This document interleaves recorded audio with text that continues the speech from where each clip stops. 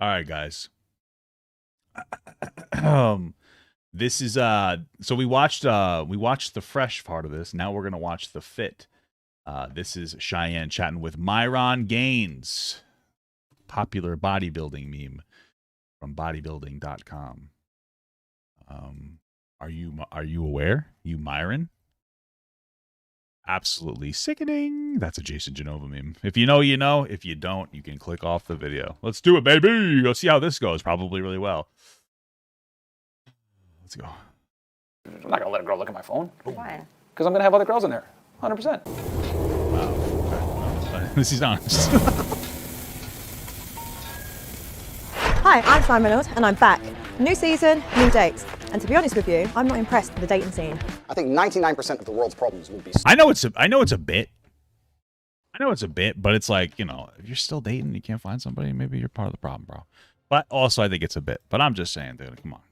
I mean, I went 7,000 dates. I can't find the right person. Okay, but I know I know it's like a thing. This is like their thing. She probably never really wants to date somebody. But Solved if females walked through life with their body count on their forehead. I've given some high scores. that's We might as well big. do the date properly. Ah, see, I like this. And I've definitely given some low scores. So, like, I'll just say Venus Caribbean laters with nice I give him a low score. I don't know what the fuck he's saying. It's time to find a man that can tick all the boxes. Do you know what? There wasn't actually any red flags. Wow. Oh, what's she playing? Gaines. I'm here to go on a date, I think. Or a debate. I don't know. Don't put it I back. gotta say, he has a very defined chest. Not too bad, bro. Not too bad, bro. Not too bad. It's crazy. Bag over my head and told me to show up here, and they just brought me here. Do you go on a lot of dates? Ooh. We're in England, so I can't invoke the fifth. Damn, what do you guys say when you don't want to incriminate yourself here in England? No comment? Yeah, okay, no comment. You can't plead the fifth. You're Okay. a one night kind of guy. 2 to 3. I try to keep my retention somewhat high. I need a good rating on, what do you guys use here? TripAdvisor. You guys use TripAdvisor? It's in 1997? What the hell? And Cheyenne or whatever she TripAdvisor. likes. Yeah. Yeah, I got nothing to hide unless it's like former government stuff. But other than that, I'll say whatever that I can disclose. And finally, are you ready? I think so. I don't know. The dudes that kidnapped me and brought me here, they said it would be fun. I don't know. Kidnap me, bro? That sounds a little gay, brother. Damn. Hey, what's up? How are you? Hello, Nice to meet Cheyenne. you. Nice to meet Mark, you. pleasure to meet you. Myron. You gonna give me a hug or what? Oh, okay, hug. How awkward. But then again, I mean, she was sitting at the table already. So what is he supposed to do, bro? You're already at the damn table. Wait, what is he supposed to do? You know, but awkward. Nice to meet you. How are you? I'm good, thank you. How are you? Chilling. You smell nice. Thank you. I try. He made me hug him. I don't know why I'd done that. So, Well, I mean, you kind of put him in a weird spot. You're sitting at the table already. You know, that's bizarre. You know, it's kind of bizarre. Got to do something, and he has to assert his dominance. So it's either a hug or a punch. You know, that's all you got. Hug or a punch. Take me out to lunch, baby. how are you? Chilling. Chilling? Doing well. Yeah. Yeah? Cool. How about yourself? I'm good, thank you. Good. It's a bit hot in here though, so my hands are a Yeah, bit it is. like- It is warm. I will She says she was a bit horny, but she said it's a bit hot in here. say that. It's definitely Yeah. warm, but it's called grilling, right? So Oh, I like that. attractive, Bro. a typical girl. So tell me about you, Myron. I'm a professional misogynist. No, I'm just kidding. Oh, he's true. It's kind of true, but you know, I can appreciate the self-aware nature of him.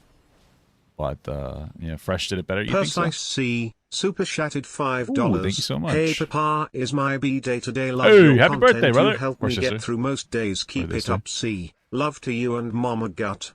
Well, thank you so much, and happy birthday. I hope that your birthday was decent. Loved by some, hated by many. Just Yeah? on the internet, yeah. On the internet. Yeah, Yeah, we're that's how both on the the internet internet. works. I've Yeah. seen. It's a strange life. Yeah, I've seen strange. some videos. You're not a fan of me, are you? You know, I'm not a fan of many things. Yeah. You just happen to be in there maybe a little bit. Why is that? We disagree on some things. I thought we might get on though. That's why I'm like interested. Off to a great start. He hates me. I think it's very important to be able to articulate your views, and if you don't agree with someone, it doesn't mean you have to hate them. But you know, Exactly. but I think being too agreeable is not good. Very Really? bad, especially as a man. Because typically, if a guy's too agreeable, you can't trust him. Really? Yeah. Why? Okay, I can kind of. I mean, so there's two options. Either one, maybe you guys are just agreeable. Maybe you agree on a lot of things. But then number two, maybe they're just kind of like BSing you, and they're just like, oh yeah. You know, they're just kind of like they just want to. They're not standing up for themselves. I understand what he's saying when he says that. I get that. Because all men want to get laid, and if you don't tell the truth and you're just being agreeable, well, he's trying to get laid and he's trying to lie as well. So. Well, at least the man actually admits all men are trying to get laid. Oh yeah, 100%. It's absolutely Well, pointless to have sure. a female friend. No, it's not pointless to have a female friend. Very pointless. 100%. Why would guys sit there and be friends with girls? It's pointless. Stupid. So you don't have any. Well, listen, I was saying this before. I think it has to do with. I honestly think it has a lot to do with like how you became that person's friend. Like, that's the whole thing. If you, like we were saying before, if you just meet some girl in public, like it's weird to be their friend. But if you meet somebody at work or at school, and maybe like you guys had something like, I don't know, worked well at school, you schooled well at work. It's like, it's cool. Like, whatever. I get it. You know, me personally though, like, yeah, I wouldn't, you know, I'd be uncomfortable if my wife had like a male friend that wasn't gay. I'd be like, what the fuck, bro? It's a little sussy to me. I'm not gonna lie, because I can understand how that's how relationships start. Is our relationships start as friendships? So, you know, I get it. You could be like, oh, you're just insecure, maybe, but you know what? We all have our insecurities, brother, and I'm entitled to my own. So suck my wiener. How's that sound? Any female friends? Absolutely not. It's a waste of time. How is it a waste of time? Because women don't offer much utility to you as a guy. What makes you think that? What does that mean? Well, I mean, if you get in Well, some what is that? Okay, I guess he's gonna explain. What does that mean? kind of fight, she can't do nothing. What's she gonna do? She's like, oh my god. It's like, Maybe, but like, why is utility to him like fighting? Women have no utility. Fighting. It's like, oh well, you know, maybe what if you didn't fight? Plus, don't women carry pepper spray at higher rates than men? So here you go, boom. You know, you could fuck them, get her done, baby. How many fights are you getting into where you need? Like, that's the utility you need. Why would you want a woman if to anything, fight? she's a liability. That's what I'm trying But to say. women would fight. Like, I'd fight a woman for you if you're my man. I don't want my girl to be involved in any type of physical confrontation.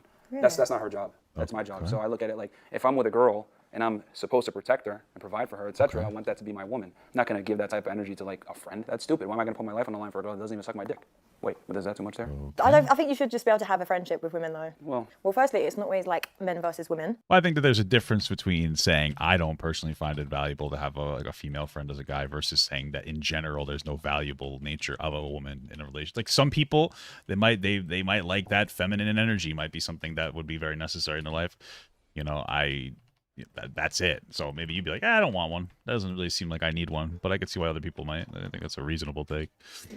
So I kind of feel like having female friends will give you that balance to understand like there's actually nice, normal women out there that aren't just trying to sleep with you like for your money or everything like True. that. We bring a lot of value. That's true. Right now she's just like, you could use a female friend because of your views on women. I obviously don't really need that because I have a wife, you know, and that's something that Myron doesn't have, though. He doesn't seem interested in having a long-term relationship, which is fine. You do you. But when you date younger girls, especially as an older guy, we have nothing in common with them. Of course, you're going to think women are garbage, or you're going to think women are dumb because you're dating dumb women. Like, no offense, but like every 20-year-old is stupid, regardless of whether you're a man or a woman. And so when you're dating those people, of course, you're not going to get a very balanced, like reasonable take on women in general. So it's a problem. I've interviewed almost 1,600 women now at this point, and I would say, without a shadow of a doubt, women are absolutely terrible at understanding what it takes to be attractive to women as a man. What? So their advice typically is not good at all. 1,600 women. Poor women. Men carry like a lot of like. What does that like? What is it that they have said? I'm assuming that he focuses heavily on money, and when they say no, and he's like, no, you're wrong. But again, he talks to all club women, right? So like it kind of skews the results. You're not really talking to.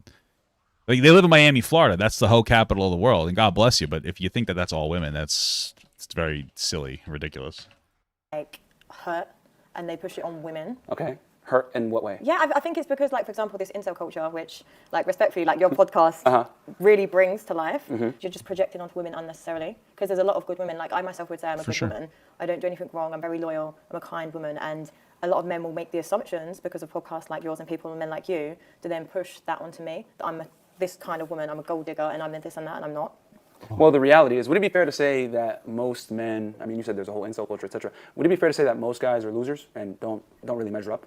No, I wouldn't say that at all. I think that's one of the problems. That's like really toxic way to view men. Most guys are losers. No, I don't think most guys are losers. I don't think that every person, especially young men, are at a stage in their life where they've explored themselves well enough to know the boundaries that they want to set, or the boundaries, or how to adhere to boundaries that women set. And I think that women are the same way, right? I think that that's why you date, you learn. That's why you should spend time dating. It doesn't mean you have to be committed, but you know, if you just engage with sex through like your developmental years, like your 20s to 30s, you're not going to be good at actually dating or setting boundaries or understanding boundaries or respecting your partner and whatnot. I'll also say that one of the issues that a lot of men face disproportionately to women in society is that we know that men are expected to provide more than women. That's something that's changing because of, like, honestly, feminism. The good parts of it, right? But when you're seeing fewer and fewer jobs available, when you're seeing wages get driven down, you're seeing young men that could work not really able to work necessarily. It's a big problem. You know, a lot of available jobs aren't even in the area. Those people who need jobs aren't even in that area. You know, it's not that easy. There's a lot of going on. And when you see, oh, do I need to go this way? Yeah. When you see a lack of ability to provide as well, because a lot of the money is siphoned to the top, you're going to see people who, you know, it's going to be difficult for men to be established and be like, yeah, I could take care of somebody. That's a problem. I don't know if he ever really addresses that problem. That's probably one of the biggest issues that men are facing right now. Is we have the expectation to provide and succeed, but not always the ability to do so. I'd say that speaks to a greater societal issue more than anything else. I personally don't think that, but Keep it I know. 1,000. No, but I'm saying Keep it no, I 1,000. personally don't. Like, genuinely, I don't. Okay. Like, I genuinely Being don't. politically correct. I'll keep it real since you don't want to. Most guys, I'll be honest, are fat losers and don't have leadership qualities. And there's a whole bunch of reasons for that. And most women, quite frankly, are terrible. They're horrible. I wonder why. I mean, to me, I would say one of the biggest failures of men is, or rather, of the biggest reason why men may not be good leaders is because of absent fathers and, you know, some bad culture aspects, you know. I think it creates like a severe issue in men and women, honestly. Men and women both have daddy issues if they don't have a father. And of course, same thing happens with a mother, but disproportionately, there's, you know, a lot more single mothers than fathers. So I think that creates a huge issue. And I think that creates an imbalance in people. And I think that that's a pretty significant aspect. I don't think that this type of culture that Myron pushes, that focuses on getting as much pussy as possible, is going to create good fathers in the future. It's chill to fuck, but like, do your thing, man. Get your nut out. But the problem is that, like, you know, it's not healthy for, you know, creating a better society, because these aren't qualities that are good. Like, you're not going to be able to get into a relationship if your advice solely centralizes around having money and getting pussy, because you're not going to be able to get tons and tons of money. And honestly, it's not something that's particularly fulfilling, just focusing on that. You know, I think that, you know, building, honestly, I don't know, maybe it's just me, but I feel like there's a lot of men who want kids, and you should, to pass your seed on. That's, for me, that's my immortality, right? I'm going to die one day, but if I pass my bloodline on, you know, I can implant my values into my child. That's the closest you're ever going to get to immortality, right? You know, it's a good thing. I think that we should teach men to be good. A lot more men to be good. This is something that this is like something that I kind of picked up after watching Ben Shapiro talk to Lex Friedman. I really resonated with me when Shapiro talked about how it's easy to be great. It's not easy to be good. You know, the world is driven by good people, and in this case, we'll say good men who pass their values on and teach other, you know, men and women to be good. You know, goodness is having a profoundly positive impact on, you know, people in your life, but you're not going to necessarily be remembered. You know, these are things like being a good father, being a good husband, being a good uncle, right? Being a good person, treating people with respect, et cetera, et cetera. Whereas being great is just about getting as many views or as much notoriety as possible. And we should focus on being good, because it seems like goodness is becoming a rare quality these days with the way some things are going on. And so focus less on trying to be great, trying to be a social media influencer, star, poker champion. Focus more on trying to be a dad or a mom or a husband or a wife or a, you know, brother, sister, boyfriend, girlfriend. And if you don't identify with those terms, you know, the gender acceptable version of that term, that's so much more important. Like, you're more important than anybody else. You're more important than the Myrons of the world, bro. I just want you to know that, because you're driving society forward. It takes a collective of good people to push society forward. You know, that's what it is, brother. That's what it be, brother. Fat, rude, crass, whatever it may be. And most of them don't qualify for a relationship, and most guys don't qualify to be the leader of said relationships. I think it goes on both parts. Okay, the men are weak, and the women, there's a bunch of issues there. So what we basically highlight on our podcast is you need to be the best version of yourself. And I think the thing is that guys are yearning for this, because we've been lying to men for the better part of 5 to 6 decades about what being masculine and strong actually is. We've been demonizing it, when in reality, guys need to become stronger. Because no woman wants a weak man, even though girls say dumb shit like, oh, well, you know, I want you to be emotionally intelligent and get in tune with your feelings. This is the problem, is like, being emotionally intelligent doesn't make you a weak man. It actually makes you a strong man. Being emotionally intelligent doesn't mean that you're crying every other day. Emotional intelligence means that you could recognize when your partner is in need of some kind of, you know, attention, or when you could recognize that you need some kind of attention and you can spread that in an intelligent, thoughtful way that doesn't come off as like some kind of a victim complex. That's what emotional intelligence is. People want that. Men need that as much as women need that. It's just an objective truth. We need that. Emotions are they're necessary. You know, men tend to express their emotions in anger, like I'm getting angry right now, because these stupid fucks are pulling things that don't need that are easily avoidable. And it's good for men to be able to regulate those emotions. And like women have their own emotional issues as well. You know, it seems to tend to like manifest maybe in crying more, and it's good to have regulation over those, and you know when the proper time is. And you know, it's just a lack of understanding of what it takes to be a man. I think that Myron, what he thinks it is to be a man is to be a TV star. That's what, hey, I used to watch Walker, Texas Ranger. That's what it meant to be a man. It's not what it means to be a man, bro. It's not what it means to be a man. So. Or whatever. It's all a lie. Oh, see. No, but I personally would like a man that's emotionally available and emotionally intelligent, but it's not me saying like, I want you crying all the time. So, yeah, exactly. Do you know what I mean? It's true though. Like, so I understand what you're saying, but at the same time, you have to give some room for men, because like men's mental health is a serious like issue. 100%. We tell guys not to be vulnerable in front of your girl. You know, you go. It's funny that he's upholding the issues. That men's mental health is very serious. Men need to learn to express it better and properly. You don't need to go crying all over fucking social media as a person, not even just as a man. But express it well, express it better, articulately, and in a way that even asks for help without being overbearing. Right? That's the difficult thing I think for anybody to do. For sure. Here's the thing that you guys should really take away from this is that Myron doesn't have a partner. So it's very clear to me that he doesn't understand how to be with a person, be with a partner. Like, so he's not good at giving. He's good at giving potentially. Well, he's not even good at giving advice to fuck necessarily. Maybe he is, but he's not certainly, because it seems like money focus is a huge thing. But he's certainly not good at like, hey, how can you be in a relationship with a committed partner and deal with those particular issues that come in that capacity? You know. Go ahead, you're going to be vulnerable, you're going to shed a tear, whatever. You do that around other men that understand, you know, the male experience. Women don't understand the male experience at all. And it goes to show, like when I said earlier, when you put the girl in a male perspective, I want you to pick up this girl. They always fall flat on. It's interesting that he talks about how women don't understand what men want. And so but then he says that, like, it's just so bizarre to me that he makes this claim that like women won't understand the male experience. Of course, that's why you have a partner that you share that with and you'll understand it. Just in the same way men don't understand the female experience, the women experience. It goes both ways, but it's interesting that Myron, I think he thinks that he knows what the woman experience is, but he still thinks that women don't know. You know what I mean? Like it's bizarre. Like you don't know either, man. I don't. You talk to very young women, and like you're not going to get somebody who's like able to articulate how they feel about particular topics, you know, at all because of that. So you really can't speak to the same thing here. It's just a fact of the matter.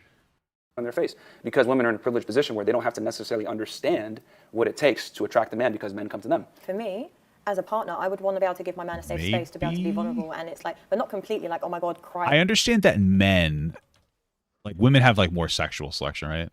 Like women get the choice of like who they fuck, but I think men get a choice of who they like will be with. I mean, that seems, you know, like once you get the pussy, what else? You know, I don't know. I don't know. I have a hard time like, it just seems so bizarre to me.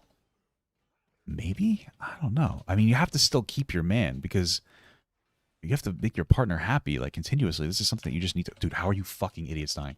This is just something that you continuously need to engage in, is making your partner, like, happy, or else you could risk losing your partner. And obviously, men and women need each other in relationships. Nobody's going into a relationship looking to lose their partner. All the time, but just so he knows, like, it's like things are okay.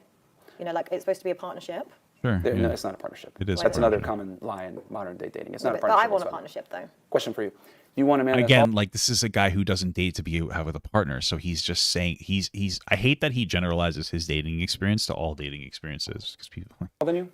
Idealistically speaking? Ideally, probably, because I like to wear heels. I like to be seen. Fantastic. For you. You want a man that's taller than you? Idealistically speaking? Ideally, probably, because I like to wear heels. I like to be seen. Fantastic. Do you want a guy that's stronger than you? Yeah. Okay. Do you want a guy that makes more money than you? I'm not fussed about money.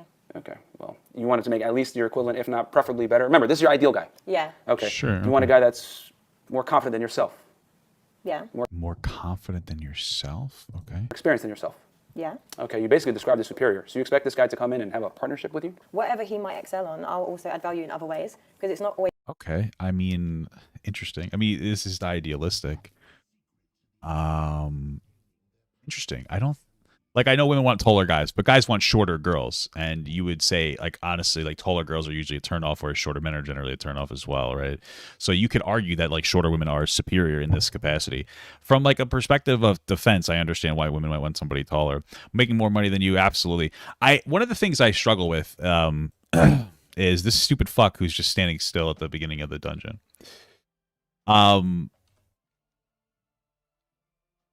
It's just a lack of like I don't know, femininity, or the lack of valuing like the like what a woman can bring to a relationship. So what my wife brings to a relationship is obviously she takes care of me emotionally. I take care of her emotionally. Oh, of course, we support each other in different ways. But like what I want, where she might want a protector, which you don't necessarily need because we're police officers, a protector and a provider, you know, she also provides for me in different ways. This is going to be the mother of my children. Like, I don't know.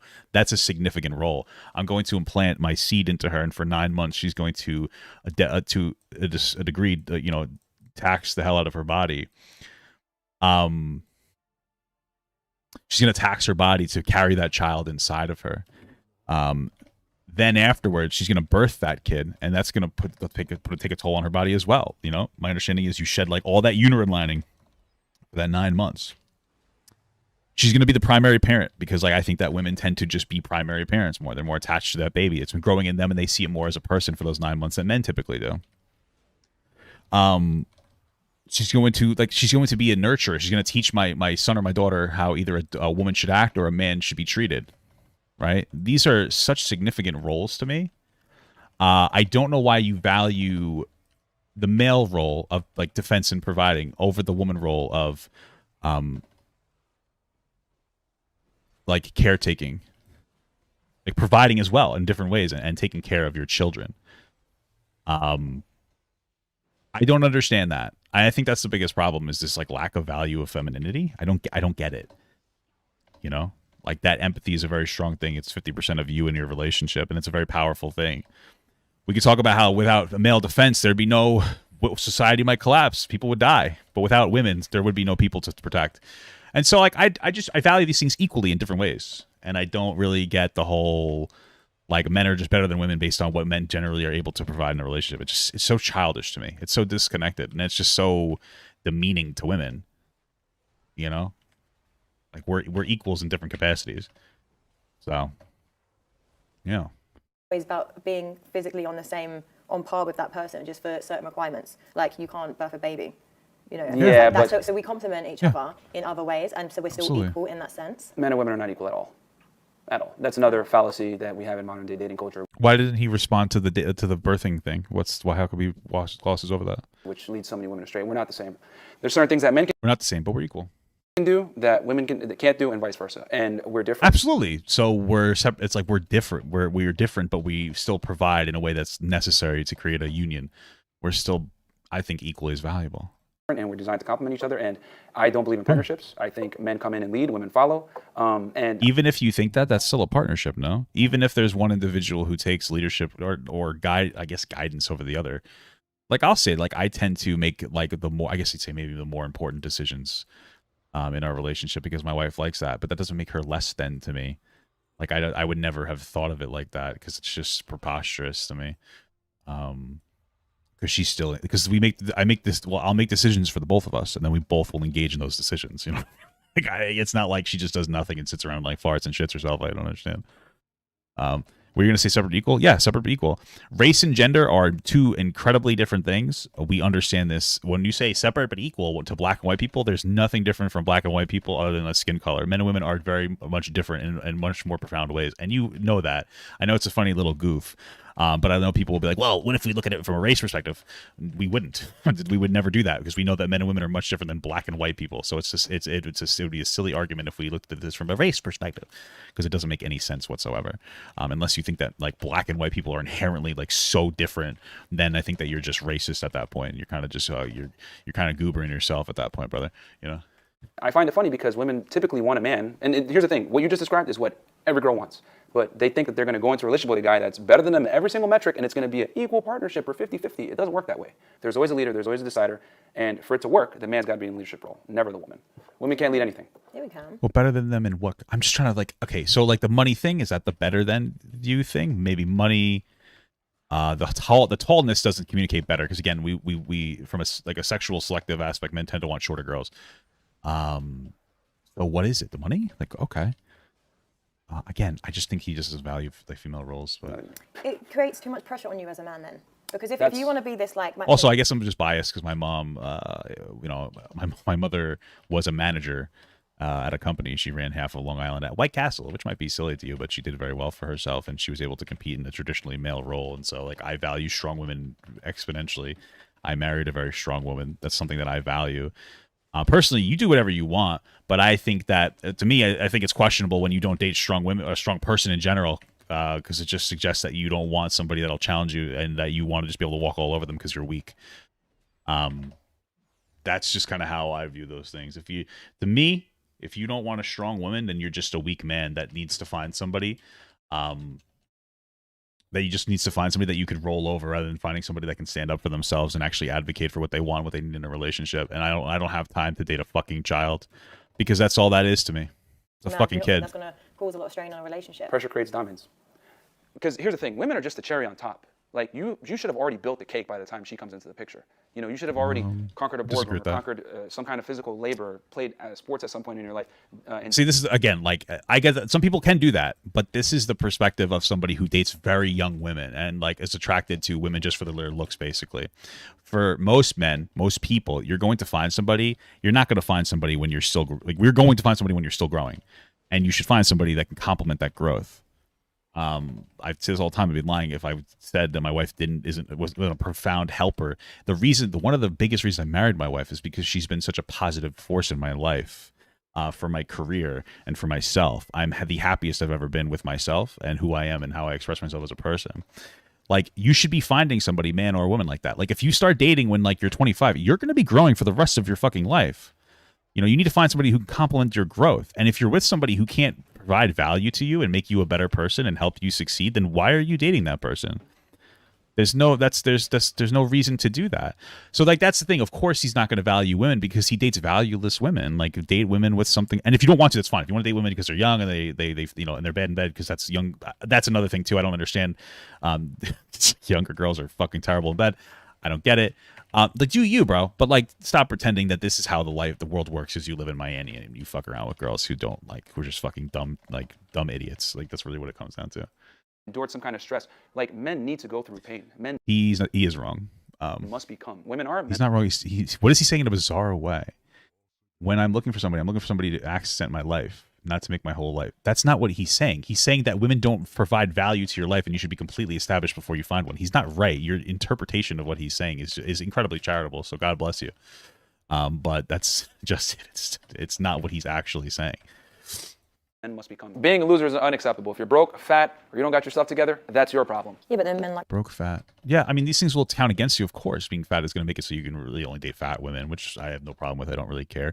Depending on why you're fat can speak to a lot. It can speak to, like, obviously you have unhealthy eating habits. Like, let's be real. But it doesn't mean that you're necessarily lazy. I worked very hard. I used to work at, like, 2 jobs my entire life. Well, not my entire, but like, for a significant portion. A lot of my family's overweight. They've worked 40, 50, 60-hour weeks. And a lot of times it comes down to unfortunate eating convenience. It's not a good thing, right? To the broke thing, I mean, like, here's the thing, bro. I think that there's a difference between broke and poor, as Dave Chappelle has said. Broke is a state, and poor is a mindset.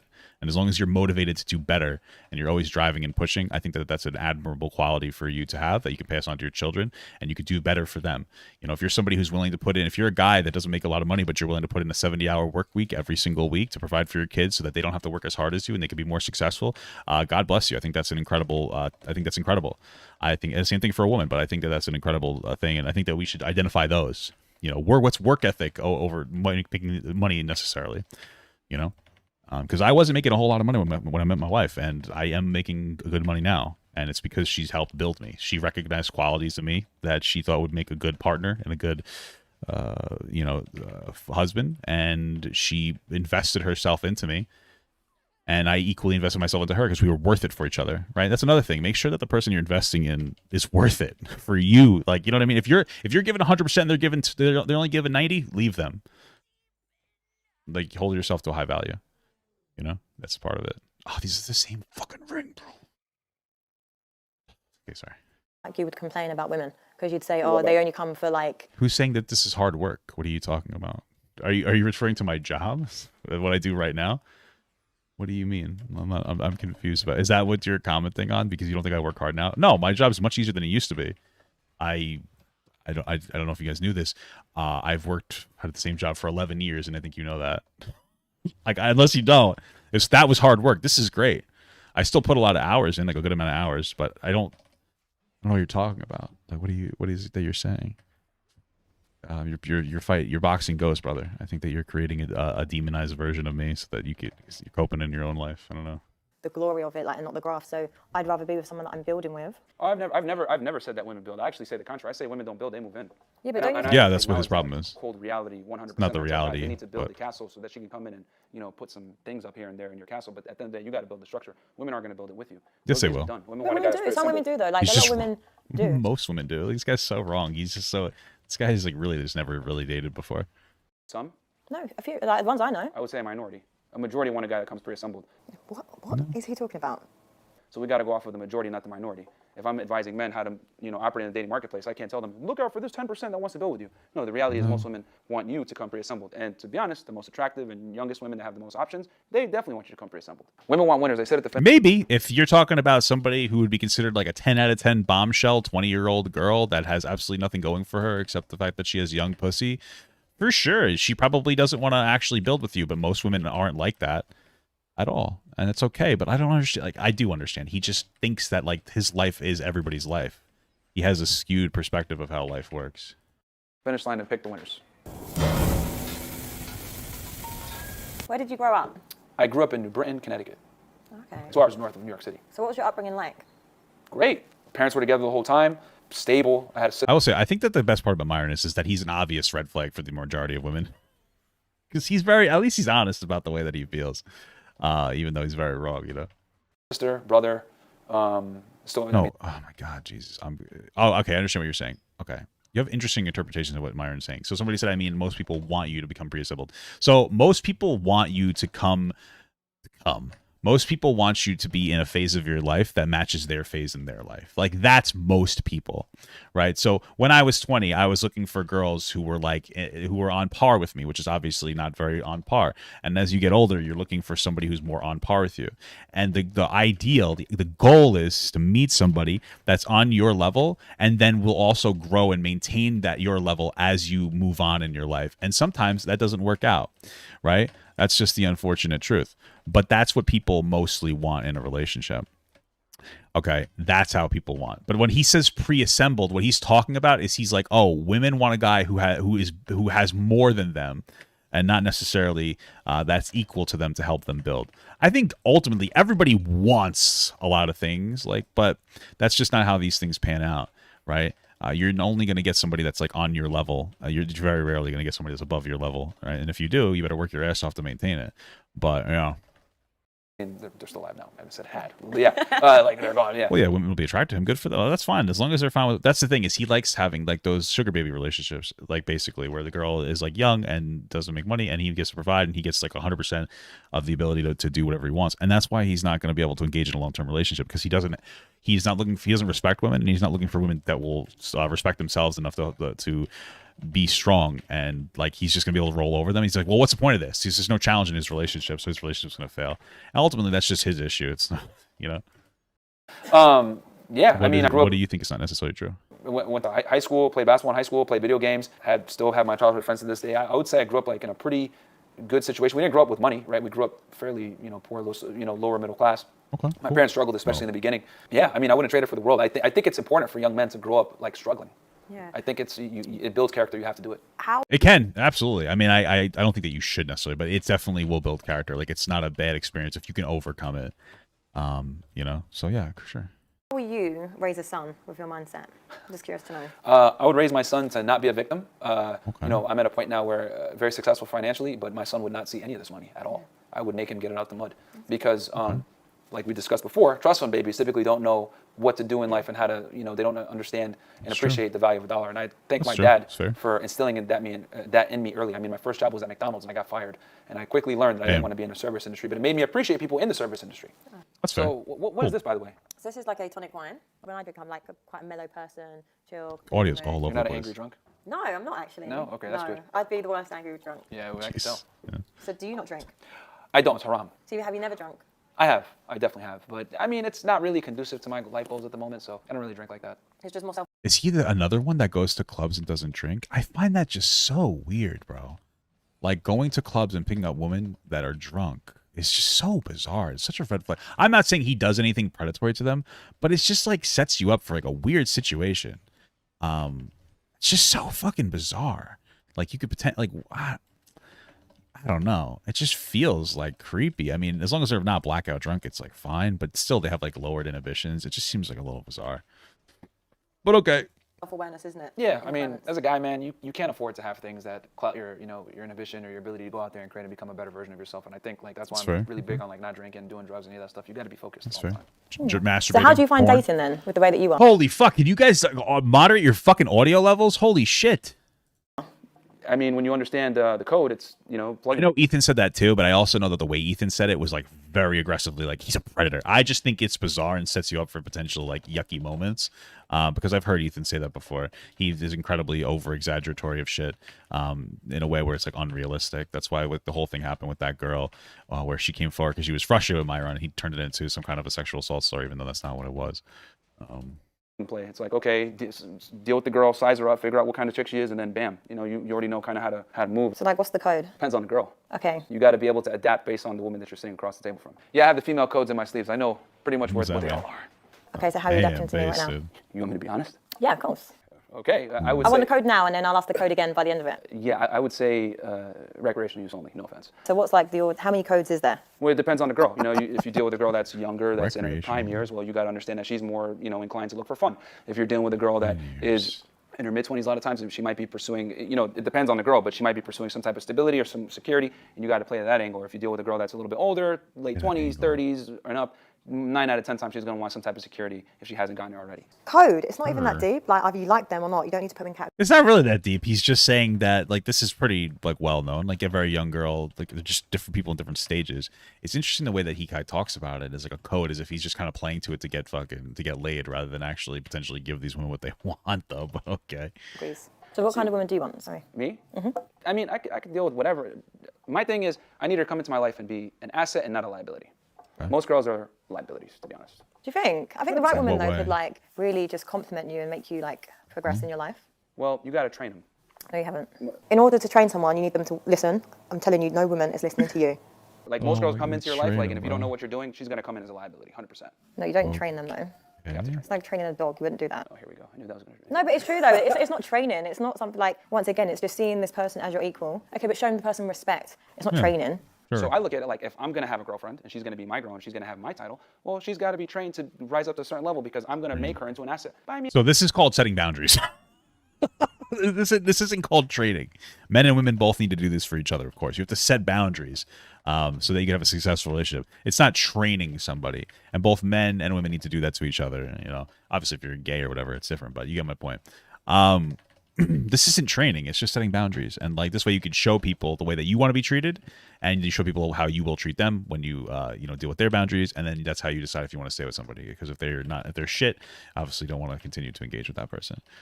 Me back, do this, blah, blah, blah, take me on trips, whatever, when they haven't earned it. So you got to detrain those bad behaviors out of that girl and make her an asset into your life versus a liability. Most guys don't understand their value. They bring her into their life. They give her everything. She hasn't earned it. She doesn't respect him. She's walking all over him. She starts to dictate the relationship. You're not getting sex tonight, blah, blah, blah.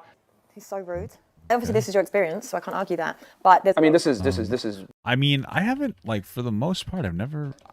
I don't know. I don't think that listen. I know young men struggle, but I think for the most part, like, a lot of the women I've dated have been equally or more sexually active as I have, at least in the desire, like, horniness department.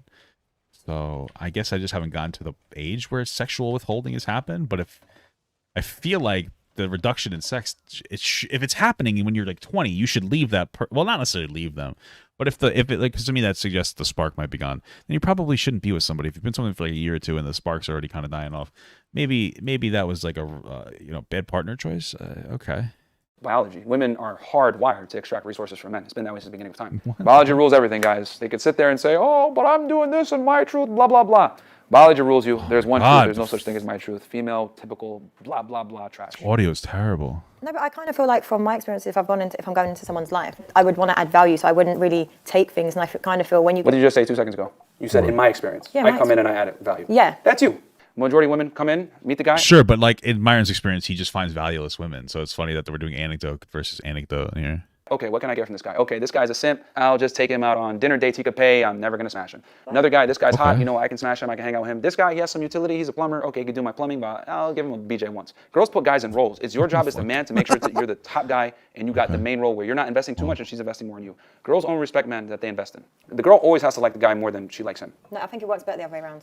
When the guy likes the girl more? Yeah. That doesn't make sense. Why doesn't it make I sense? think it works really well if the guy and the girl equally like each other and they just work well together. I don't know why one has to like the other one more than the other. Obviously, the two of them are seem to be a little not good at relationships.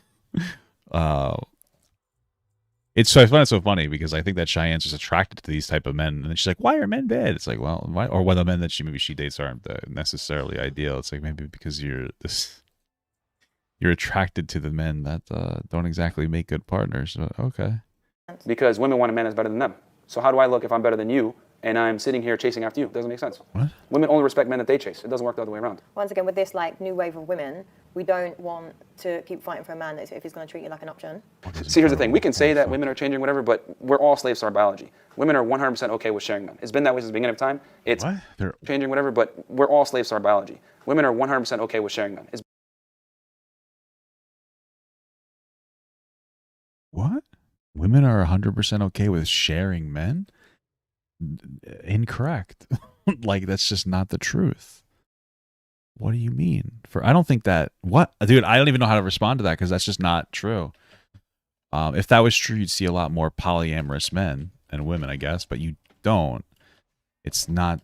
No, this isn't a truth. This isn't a biological truth. At all. What are you talking about? It's been that way since the beginning of time. What? I would say it's even more apparent now. With Instagram, dating apps, etc., a minority of men are getting a majority of the women. And women are okay with that. I mean, walk into a nightclub. From a sexual perspective, yeah, sure. I mean, but that's not how the real world works. Dating apps is like, I think, 8% of the way that people in relationships meet each other. Now, if you're talking about fucking, that's different. But like, I met my wife on Tinder, of course. I'm not going to say I didn't, but most of it's through like, family or friends, or like hobbies, church, whatever particular thing. So if you look at it like with women that are just looking to fuck, they might be okay with sharing men in the capacity of dating a guy who might be fucking around other girls.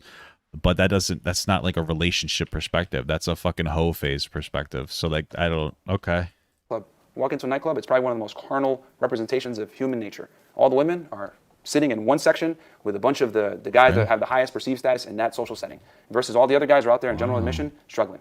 Women always... Sure, and it's really cool is that like the whole world isn't a fucking nightclub. Work is also a good place to meet partners. Life isn't a nightclub, Myron. What? Always gravitate towards the best guys, and they're willing to share those guys. So what's your type? My type. Fit, feminine, friendly. Yeah. Submissive.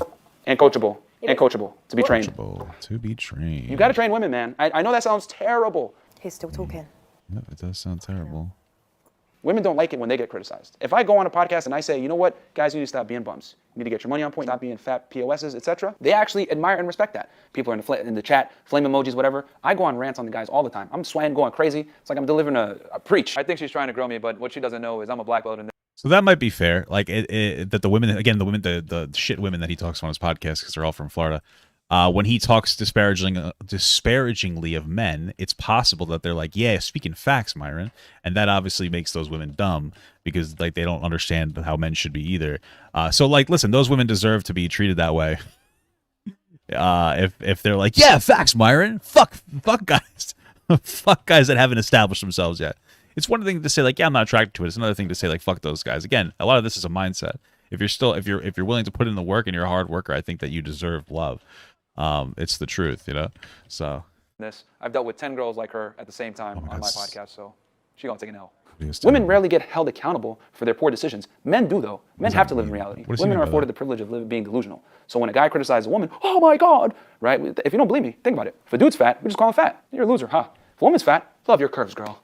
You go. She's so okay. First of all right, this whole idea that women aren't held accountable is a really just childish take. As far as when it comes to fat men versus fat women, Myron very clearly has a very unintelligent perspective on this.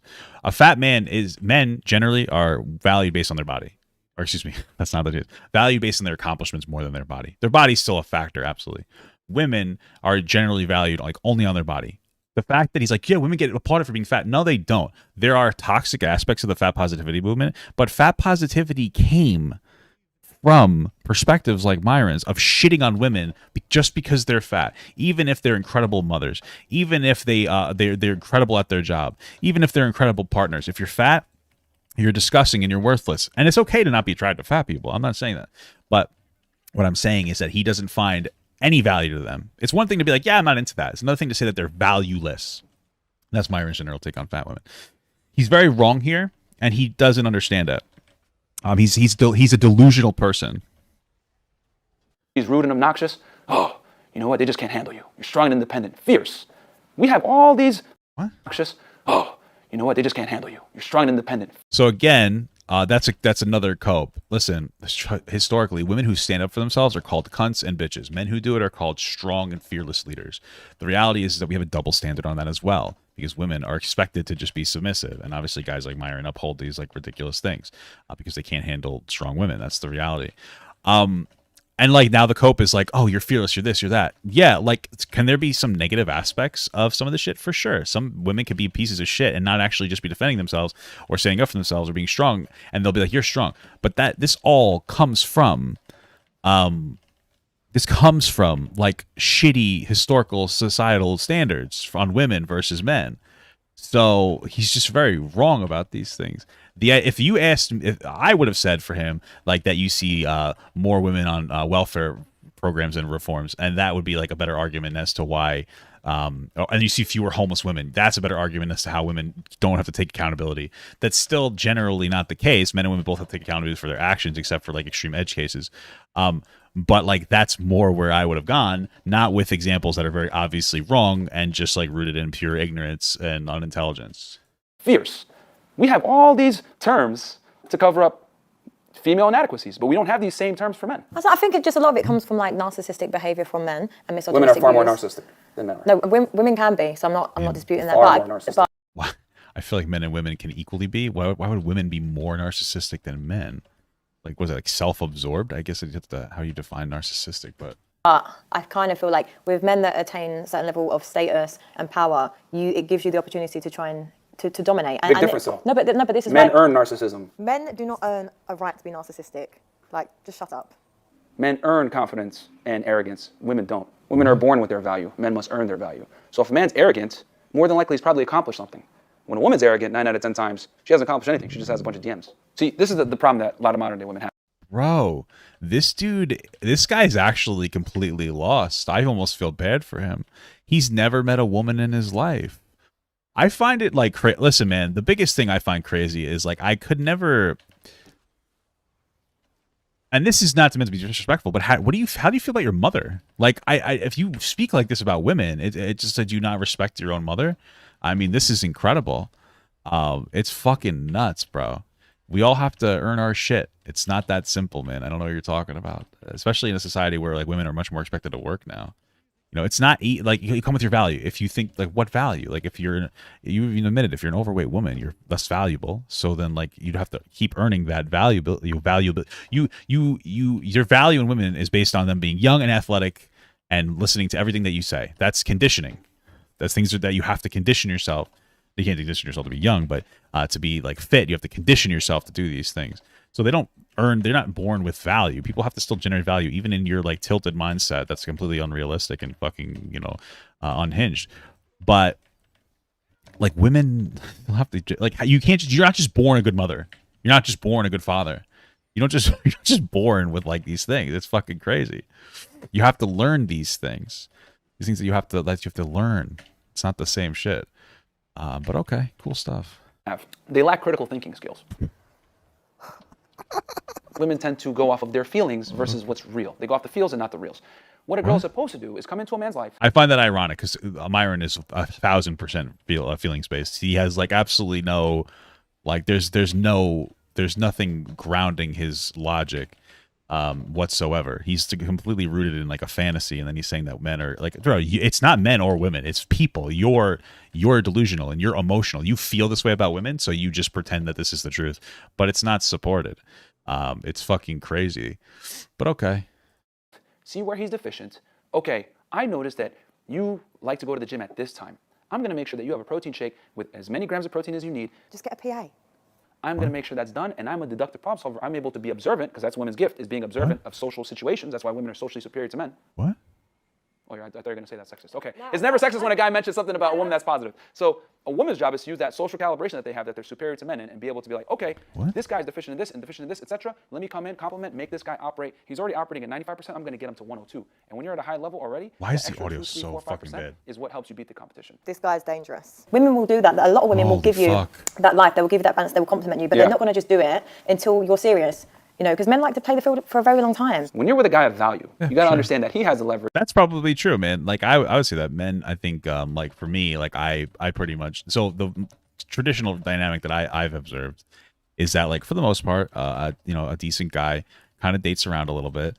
They find someone that's attracted to them, and then they date him for a little bit. I did it for about, like, you know, 3 months before I do anything, and then like that girl would try to like change you and be like, okay, like in the way of like getting you to settle down. And then when you find that woman that can change you to get you to settle down, boom, that's the woman that you're with. That's how I works with my wife. Very happy with that, and that's pretty much it. You know, I would generally advise you to like date around a little bit as a person, and you don't really like, you know, you don't get rid. And I feel like that's not even accurate in every situation, but you don't really commit until, you know, you're feeling like it's a good commitment. You know, but okay.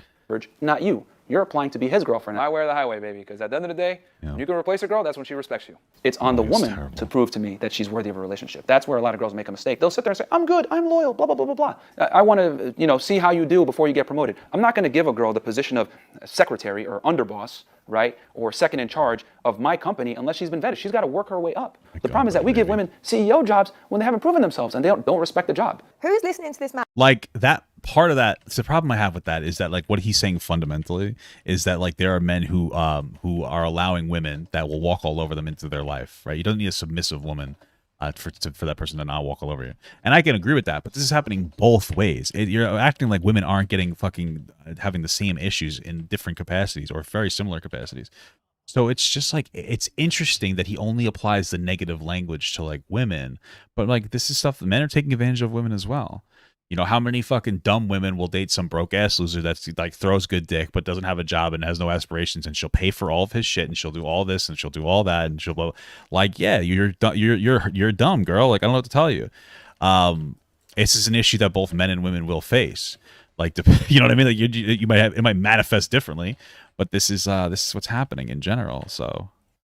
So here's the thing. You're looking at equality from a human perspective. I'm not saying that men are better than women from a human perspective. Yes, you are. I'm saying that men are leaders, so therefore we cannot be equal. When you're on the battlefield, right? And bro, that doesn't make any sense. You're saying men are better than women. Like, just own it. I'm not saying we're unequal, but we're better. That means that you think that men and women aren't equal. You've said as much. You're not. What is he talking about?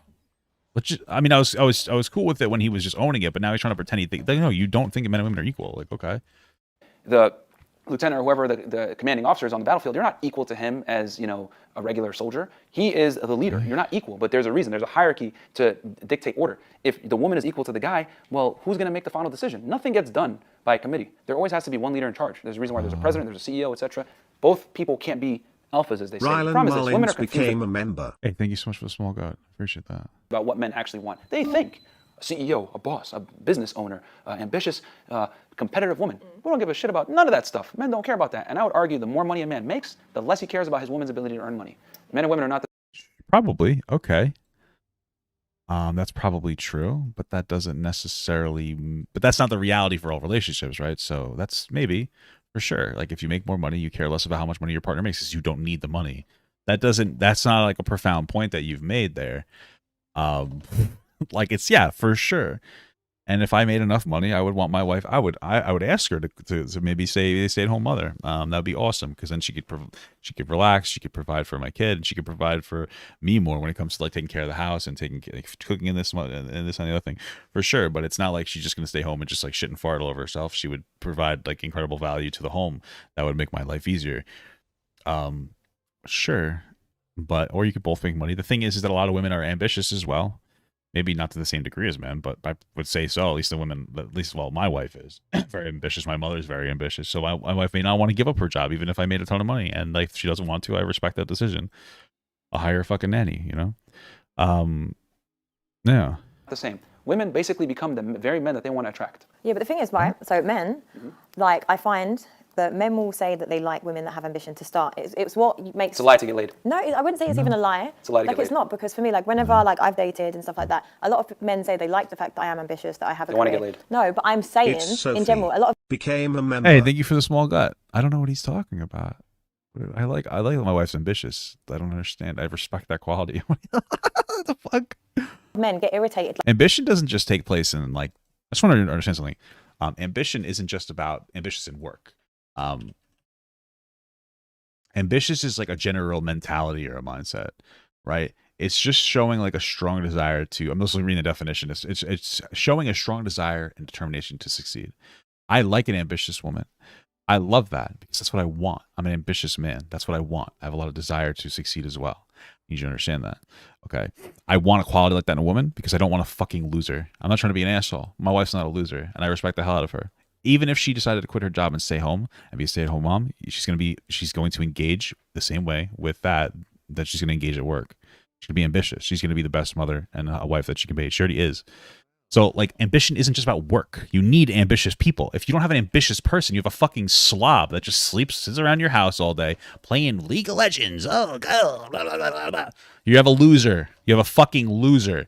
That's not what you want in a person at all. Men and women don't want a fucking loser. You need somebody with ambition. It doesn't have to be fucking work ambition, but it needs to be ambitious. And if you're not looking for that, then you're an idiot. If you're somebody who is, especially if you're not, if you are ambitious and you're not looking for an ambitious person, you're a fucking moron. I'm sorry, but it's the reality. Know your goddamn worth and look for somebody who's going to put as much into you as you put into them. That's what ambition is. Do the right thing, guys. Be smart. Like, know your boundaries. Know your worth. If you're putting a tremendous amount of effort and energy into a relationship and your partner isn't, that isn't your partner anymore. If you don't leave them, then you're doing it to yourself at that point. Unless there's some kind of threat of autonomy, you need to leave that person and hold your, oh, but I don't want to be sad in the short term. Okay, well, then you're going to be fucking miserable. Okay? Expect as much as you give. That's it. Expect as much as you give or move on. That's called strength. Being able to break up with somebody. Because if you don't set that boundary that you need that person to equal out to you, then they're not going. A lot of times they may not. People get lazy. Don't give people an opportunity to get lazy. Right? Disappointment is a weapon. Okay. If I don't do something that my wife is like, if I don't do something that my wife may expect me to do, she gets disappointed in me. And if she does the same thing, I get disappointed in her. And then we make sure that both of us absolutely make sure that we continue to provide for each other. Because we don't want to lose each other. That's how a relationship's supposed to work. It's very simple. It's such a very simple thing. Like nowadays, like so you're dating all these women, and you're. What if the player had an ambition to become a pro player? If they're actually good enough to, sure. And okay, listen, ambition to become a professional player at a video game, okay, is the ambition to work and play that video game to have like a backup plan and to provide. If you're like, I'm gonna be a pro player, mom. I need you to buy me this $6,000 computer. And you're silver. You're not going to be pro. You're unrealistic. You know what I mean? Like, you should be able to. Like, if you need to get a job, you should be working as well. Be like that's ambition. Like when I was doing like the social media thing, I was working my job, and like for a while, for like a while, I was working. It wasn't a super long while because I blew up pretty quick, but for like maybe like 2 or 3 months, I was working a 40-hour week job, and then I come home and stream for like 3 hours a night, 4 nights a week. I was working. I was doing my thing. Like I was, I be ambitious, have a backup plan. Show somebody and don't put all your eggs in one basket, bro. Before so I had a job before social media, but before that, I was going to school to become for computer engineering. That was like, I wanted to do better for myself. say all these women do this is they do nothing and they expect. But that's the qualities that a traditional woman would bring. She'd want a man to do things for her. So. But here's the thing: she complements that man's life. So do you want a relationship? Monogamous? So how many girlfriends do you want? I mean, as many as I can. I mean, I probably have 4 wives. I think I can do 4. This man wants 4 wives. Okay. He's going back 500 years. 4 wives is the way to go, because if one acts stupid, you can go ahead and get another one. Really? Yeah. Why? Yeah. Hey, listen, at least he's up front, you know? No guy wants to be monogamous. Man, At least he's most guys upfront are monogamous out of force. If I lined up 100 dudes and I said, listen, man, you can keep your girlfriend, right, while you simultaneously smash these girls, and she's not going to care, he's going to take it every time. Most guys have to kind of... I think that that's mostly true. I just don't think that he understands what he's saying purely. So I do think that it's more of a woman's quality to want to lock down a man. I think men have the ability to engage sexually in a less emotional way, or a way that like is more about like kind of just getting it in rather than actually actually falling for somebody emotionally. I think women tend to be more emotionally engaged in their physically when it comes to sex. Now, there are edge cases where that's not necessarily the same, but that being said, I'll tell you one thing, because I've been in the whole open poly thing, right? And I will tell you, and this isn't like a fucking cope, but like I'm happier now that standard has been set. I don't know why. There's something about being committed and focusing on the next stage of your life that's very powerful to me. There's something that's I value very much, is trying to be a good husband and working towards being a father in general, and being a man that I feel like my values are like important. Like, I think the commitment can be very important. Again, if you don't want to do that, don't do it. But I think that it's a very important thing to do. I think you could have a lot of pride in that decision. There's also pride that I get out of being loyal. You know, so, you know, it's not easy, but I think people might want to fuck around, but if you did, I think you'd kind of realize that it's not something that's worth it, especially if you could potentially like really hurt your partner, as somebody who's profoundly like, bro, if you find somebody that's like literally invaluable that you can never replace, you don't want to hurt that person. Sometimes it's just that simple. Guys might take it, but I don't know if that all guys would take it if they got like a little older. That might be younger men that are still in like a little bit of their fucking around phase, you know? I get that, but I don't know, man. As you get older, your priorities shift. You know, things change. It's a little bit different. I mean, obviously, Myron doesn't identify with that. He's as old as me, and he's still the same way. But I don't think he's had a taste of the good life. That's the problem. And truly, man, the good life is, I mean, it really is. It's really not like, it's cool to fuck around. I fucked around too. It's just, you get older, man. You want like more. You just realize that like fucking hoeing around isn't going to have a good impact on the world. I don't know. As I'm seeing all these fucking deadbeat dads and shit, they're all going around, fucking different people. I just think like, damn, I don't want to be that deadbeat dad. Like, that's some loser shit. I want to do my thing. I want to be the guy that's like there for my kid. Like, it's such a strong thing to me, because obviously my father wasn't there for me.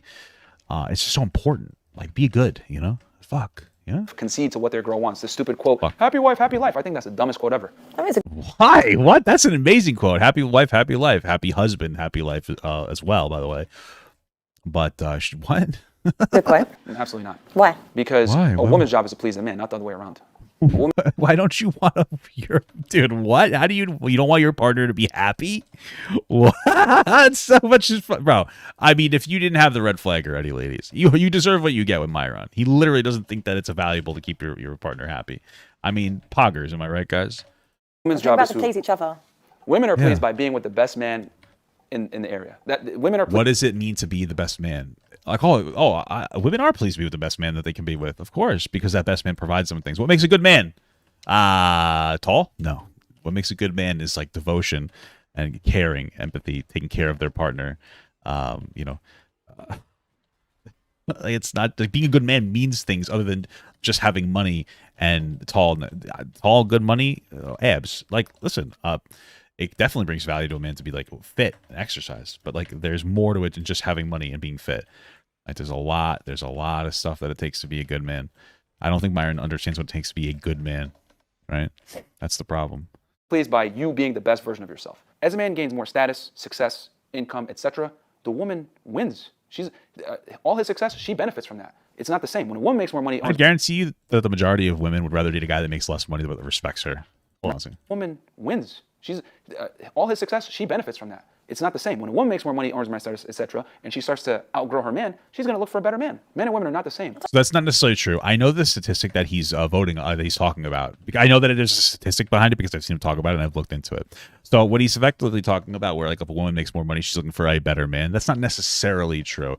The data shows that women are actually more likely to engage in a divorce when they make more money. That's what he's referring to, which you're like, yeah, that makes sense. Women are this. Not necessarily, because what you also have to understand is that men are 3 times more likely to cheat if their partner makes more money than them. And so now we get into a conversation about like, well, wait a minute, what's going on here? We don't know. It's all speculative, the way that you interpret the data. I say that it's probably a little bit more than just women want a guy that makes as much money as them. Men might get like that might be true in some capacity. For some different people, maybe some of these guys are getting lazy and not taking care of their partners. Maybe they have too much time on their hands and they want to go cheat.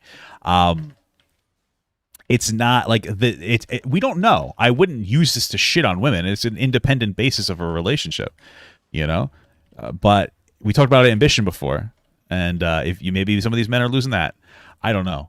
But it's interesting the way that he interprets data, and it's just very interesting.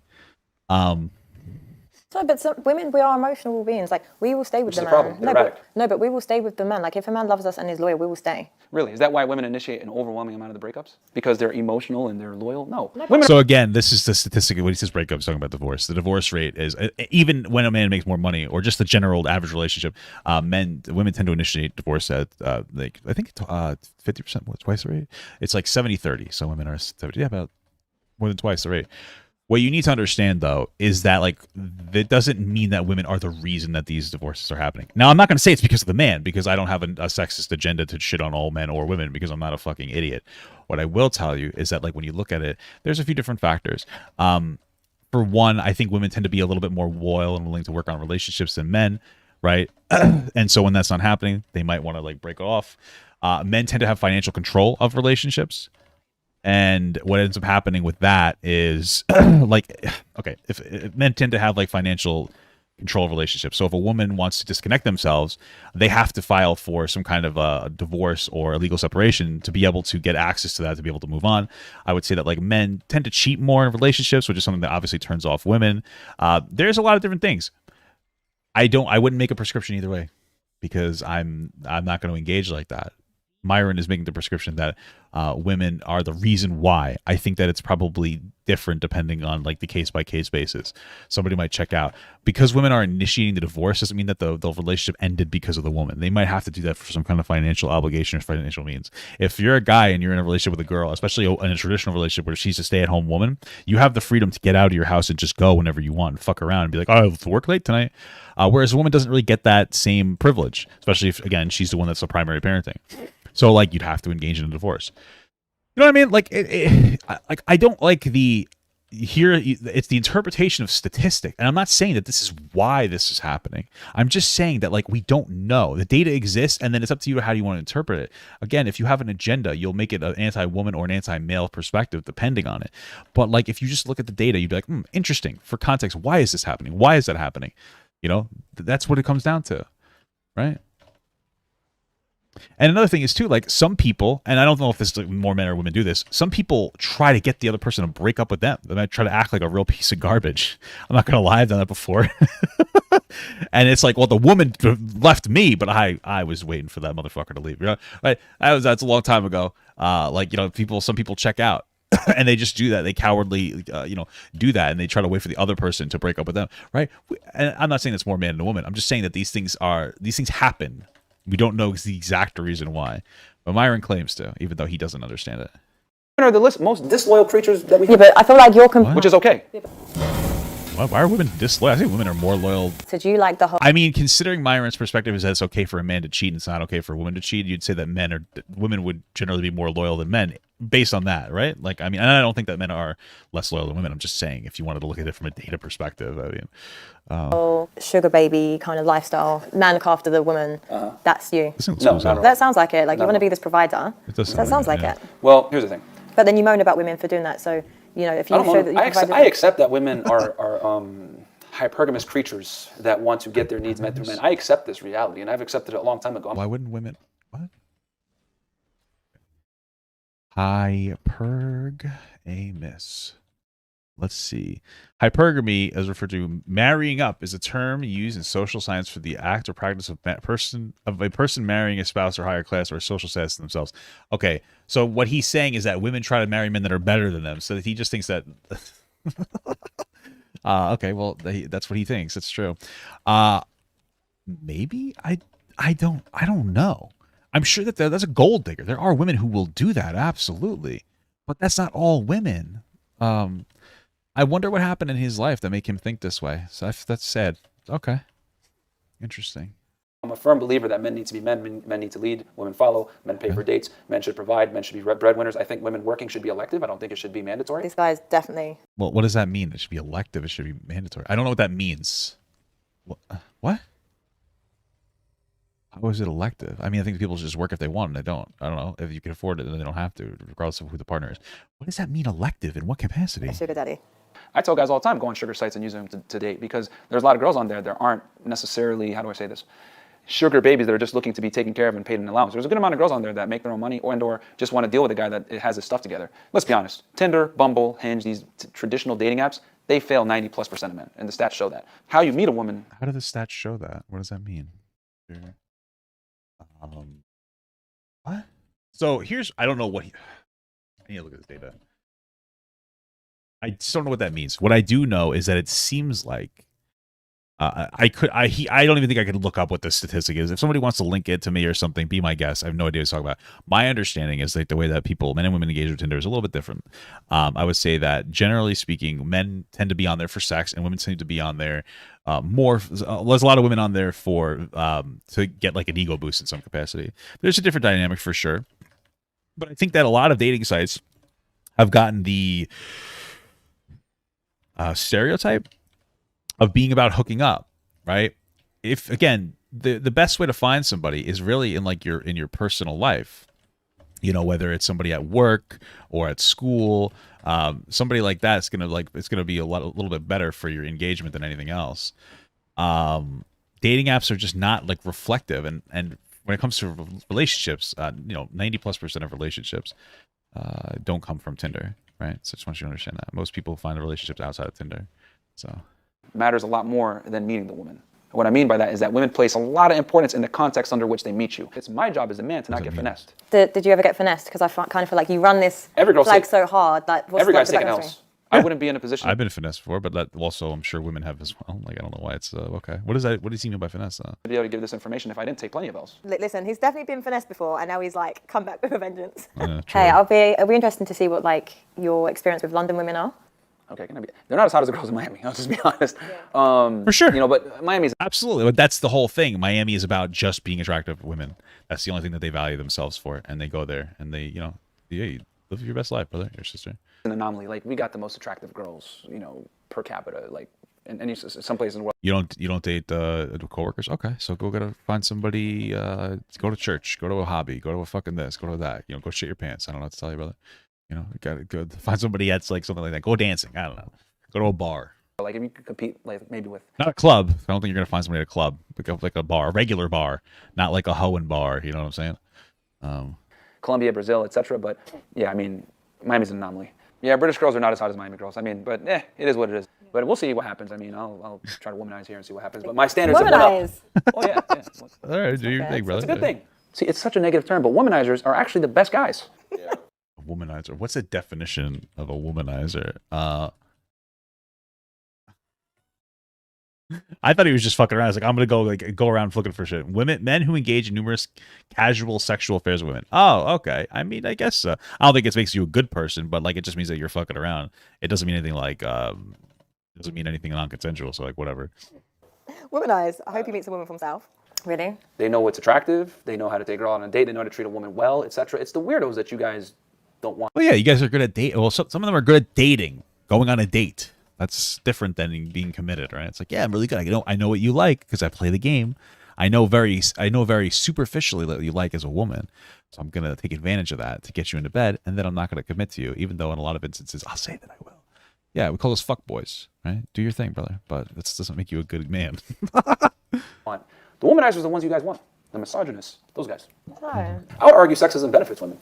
Really? Oh, 100%. okay. Why is that? Because with sexism, it adds a whole other standard and a whole other league for women. I mean, if there wasn't sexism, there wouldn't be a WNBA or a female MLS, or we wouldn't have different standards for, you know, female police officers or female firefighters, etc. I mean, actually in the UK, if I'm not mistaken, female firefighters can fail the test and still get the job, versus a man would never be able to do that.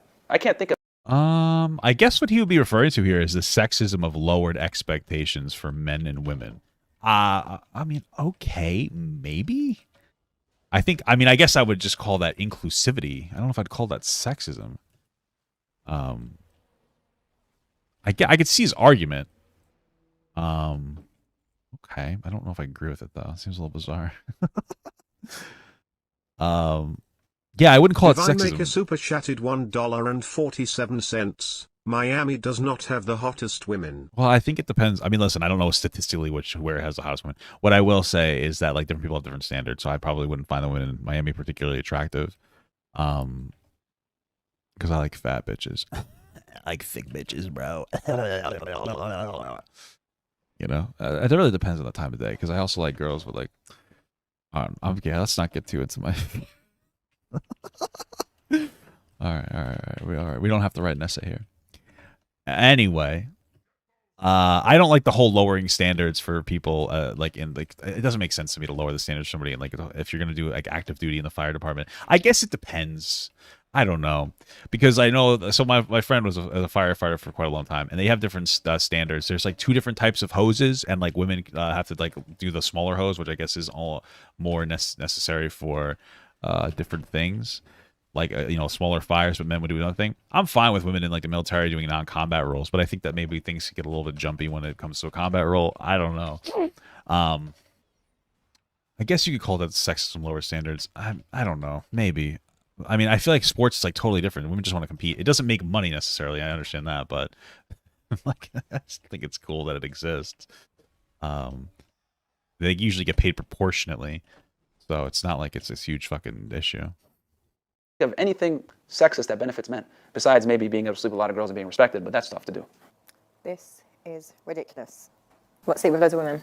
100%, very difficult. I do agree, like it's a lot harder for men to get sex, but I don't understand like why there's so much obsession with like this body count and everything and the double standard. Do you have an issue that men have an issue with a woman's body count, or do you have an issue with men wanting a lot of sex? A bit of both, really, because I kind of feel like you get mad if a woman is sleeping with multiple men. Yeah, rightfully so. But then if you do the same. Men and women aren't the same. Well, how about this? Let's say me and you're dating, right, hypothetically, and you find out that I might have done some gay porn in the past to make some money. Okay. What would happen? Keep it 1,000 with me. What would happen? Yeah. I feel like... You would break up with me. That's the truth. You would leave me. Well, what does that have to do with anything? That would get into a conversation of like biphobia or homophobia in some capacity. If she would leave him for fucking a guy, there's no logical reason for them to do that. Unless you engaged in, 1, you're homophobic and think that it's gay to like either like to fuck another dude, or 2, you think you don't think that a bisexual person could settle down with just one like gender of person, and so you don't engage in the relationship because of that. So there's no actual logical reason to not date somebody who's had sex with somebody of the same sex or gender, I suppose you'd use, at all, unless you were bigoted in some capacity. So, what? You found out. Well, because I would assume that you were gay, and then I'm your secret to cover up your gay But my identity. past matters, right? Yeah, but what if he was just bisexual? So now, I mean, you're assuming that. So I would consider that some kind of like biphobia or homophobia, but okay. No, but it's not necessarily like the fact that it's your past that matters. It's just the fact that you aren't being. But it was unattractive. That's how men feel about women that have a past. Men are interested in a woman's past. Women are interested in a man's future. Body count matters, ladies. If you're a hoe, you are a hoe by definition. And men are not hoes. We are hoe makers. That's the reality. You're a hoe. So listen, that this just wasn't a comparative argument. I don't even know how to really extrapolate that. She can explore her own potential prejudice. Here's the thing. I understand that men generally like to have more disconnected sex, so you'll see more men represented in the fuckboy status, right? Of course, I understand that. However, I don't really look at things just like that. There's multitude of factors. First of all, women can also enjoy sex and want sexual freedom, but it's more than just that. Okay, here's what I look at. I look at STD statistics. Okay, and everybody can get STDs. Fuck it. Men aren't magically impervious to them. So I think it's disgusting from that perspective to have a high body count, and I do have a high body count. But you know, it's disgusting. My wife likes to tell me all the time. Number 2 is happiness rates. I talk about this all the time. I have the statistic on hand because I'm fucking constantly bringing it up. But there is a marriage. This is the graph right here, right? This is the graph here. Yellow is male, blue is a woman. I'm going to put it away to keep playing my game, but just so you know that that exists. Okay? What that says is that people who have lower body counts, whether they're men or women, have a higher report rate of happiness in their marriage in a long-term capacity. So between the fact that it's gross to get STDs and you have a higher chance with more sexual partners, and the fact that both men and women have happier relationships in the long run, which to me suggests that they'll have a higher success rate in the long run when they have lower body count, to me, from an outcomes perspective, it seems like it's better to not be hoeing around as much as possible. That doesn't mean that you can't go around trying stuff, and that doesn't mean that you can't go fucking around if you wanted to do that. But understand that you're disgusting, regardless if you're constantly fucking around. You don't need to fuck to date. You could just date without fucking every single girl or boy that you talk to, just so you know. But I just want to be very explicitly clear about that. So when it comes to this double standard, I think a big reason why men enjoy women that have low body counts in some capacities, especially when they're younger women and you're an older man, is because they're insecure about actually being decent in bed. Probably men who don't really know how to satisfy a woman. They don't focus on satisfying a woman. They probably don't eat pussy. And I don't eat pussy of girls that aren't my wife or my girl at all. But my point is that I think that it comes from insecurity. Because I'll tell you, the only time I cared about wanting a virgin was when I was bad in bed. Once that stopped happening, I no longer wanted one because I don't want somebody who is going to be bad in bed. I don't know why you'd want to fuck with a girl who is shit garbage in bed. It's weird to me unless you were so insecure and you were just like too pumping and fucking coming and you didn't care about the other person's like sexual satisfaction. Fuck, I can't say words today. That's it. Reality. So would you not be with a woman for her family background or whatever like that? Because I kind of feel when you do your background check, those things are really important when you're dating someone, because you kind of want to understand their mindset. Yeah, there's always exceptions to the rule. Hey, you got to see the mom. You got to see the mom because you know what? Listen, got to see the mom because that might be what you look like when what your spouse looks like when they get older. So you got to make sure you be down to bang the mom. Okay, this is important, fellas. Don't tell my wife. Okay, but guys, you gotta make sure that you find the mom is fuckable. Okay, just keep that in mind because you might be fucking that in the future because they're gonna grow up to look like that. So you shouldn't get in a relationship unless you'd fuck somebody's mom. All right, it's the truth. You have to understand it. All right, it's just the truth. If you don't agree with me, then you're dumb. Shut up. Okay, and ladies, just understand. Men feel this way. They say no, they're lying. So understand that every guy that you date wants to fuck your mom. Okay. It's a fact. It's a fact of the matter. All right. That's the problem. Keep that in mind. Or the grandma, not too bad either. All right. See how they age. See how they act when they age. All right. My wife's grandmother's a pistol. So not bad. My grandfather is dead, so my wife will know that I'll be dead before her, which is what I prefer because I don't want to live without her. All right, there you go, guys. There's your advice. But in general, girls that come from broken homes typically tend to have very bad habits. Girls that don't have a father in their life typically tend to have bad habits. Is this absolutely? So do men. So do men that come from broken homes with no fathers have bad habits as well, Myron. Why are you singling out women? All no, but a majority of women that don't have these things in place typically don't end up being so good women in general. They don't have rudimentary basics. Or if they have trauma. Absolutely, motherfucker. That's why we need better men and better fathers. I find it's incredible that Myron will sit here and talk about how women that come from broken homes, that don't have fathers in the house, that they have worse outcomes, which is true. But they don't talk about how the men have the same thing, right? They have the exact same thing that come from these broken homes with the same fucking problem. On top of that, his worldview doesn't promote actually finding a sustainable partner whatsoever. So you're not even having a positive you're not even having a positive impact on this. So you're going to teach a bunch of young men to focus on sex, go around, cheat on their fucking wife, and then the guys are going to end up not being there for their kid in some capacity. You're not helpful. You're part of this problem. Your rhetoric creates these shit fathers in the house. I just want you to understand. You have low expectation of men. You think that men are disgusting fucking animals that can't keep their dick in their pants. I find that offensive as a man. I find that to be sexist. That you think that a guy can't control his shit. He can't learn how to be fucking loyal. I think that's pathetic. I mean, that's just fucking you treat men like dogs. You have very low expectations for men. It's pathetic. life, whatever. You know, trauma destroys women, but it builds men. This guy is insane. No, I understand hardship can build somebody if they can get through it, but it doesn't. The trauma doesn't build men. I don't know what you're talking about. Men and women are both susceptible to different traumatic experiences. This idea that like if a guy was fucking like raped, that he's gonna be so much better off. Hey, if a guy is raped, they're so much better off. They'll really take that in stride. That's not gonna fuck them up. Like, what are you talking about? Trauma's bad for everybody. Hardship's good for people. All right, women can also overcome hardship. I don't know what you're talking about. It's fucking crazy. Okay. Like, I actually Divine think Maker super chatted $1.47. Yeah. Papa Gut is a baddie. Thanks, bro. bullshit.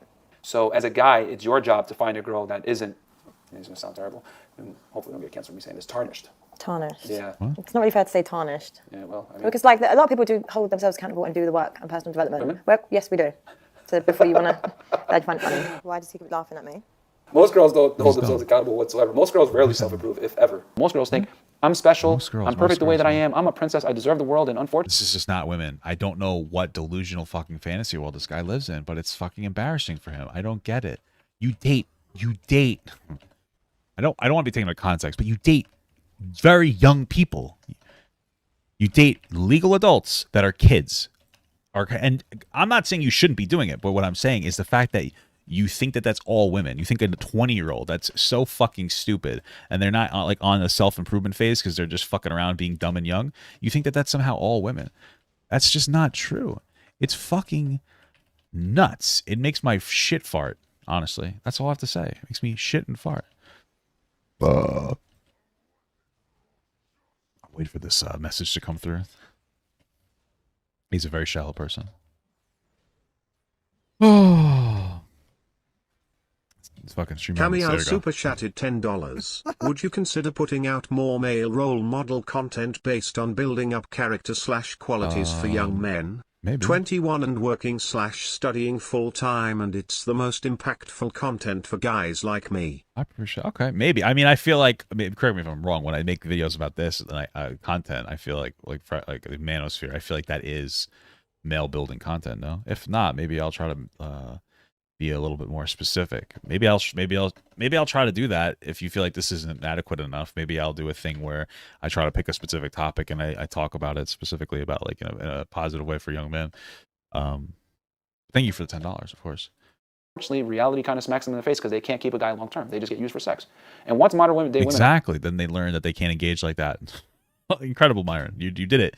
Women who just fuck around are going to learn that they can't keep men, and then men who do the same.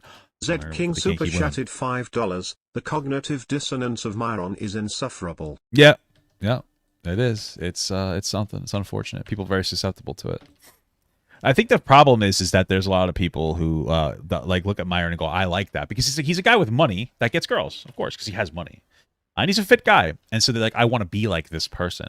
And then they use the rationale that like, this is better if men do this. And they're like, yes, I have to listen to Myron because this actually, it's a cope. This makes men better, but it doesn't. And they know that. I think that deep down, they know that this doesn't make a better man. This makes a selfish man.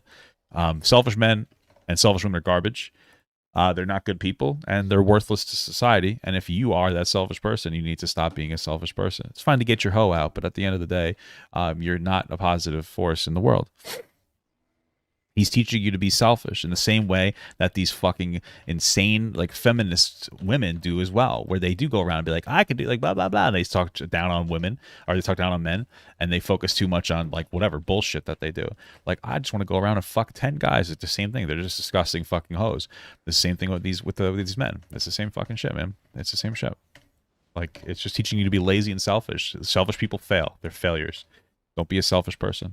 It's the reality. Understand that you actually have to compete. You actually have to show up to that job interview for that prestigious law firm in a suit and actually be ready to do the work. You're never going to be able to keep a job, or in this case, keep a guy. Right. Okay. Grilled. Wow, we're only half. We're not. We're half. Have you ever suffered with mental health? No, thankfully. Hey, good for Really? you, man. If I'm going through something, I'm able to just like kind of use it as motivation to push myself through that time period. So how do you deal with it? Through fitness, I'm guessing. Yeah, That's a big a one. healthy I was a outlet. Division I athlete in college, and I rode. It's a very painful sport for anyone that does it. So if you can do a 2,000 meter race or a 6,000 meter race, then you can deal with a lot of other stuff. Cool. Like, yeah, makes you mentally tough. Yeah, it's also probably really good for just like being able to like express your stress in a positive way when you're like doing fitness. It helps you get like your stress out in a healthy way.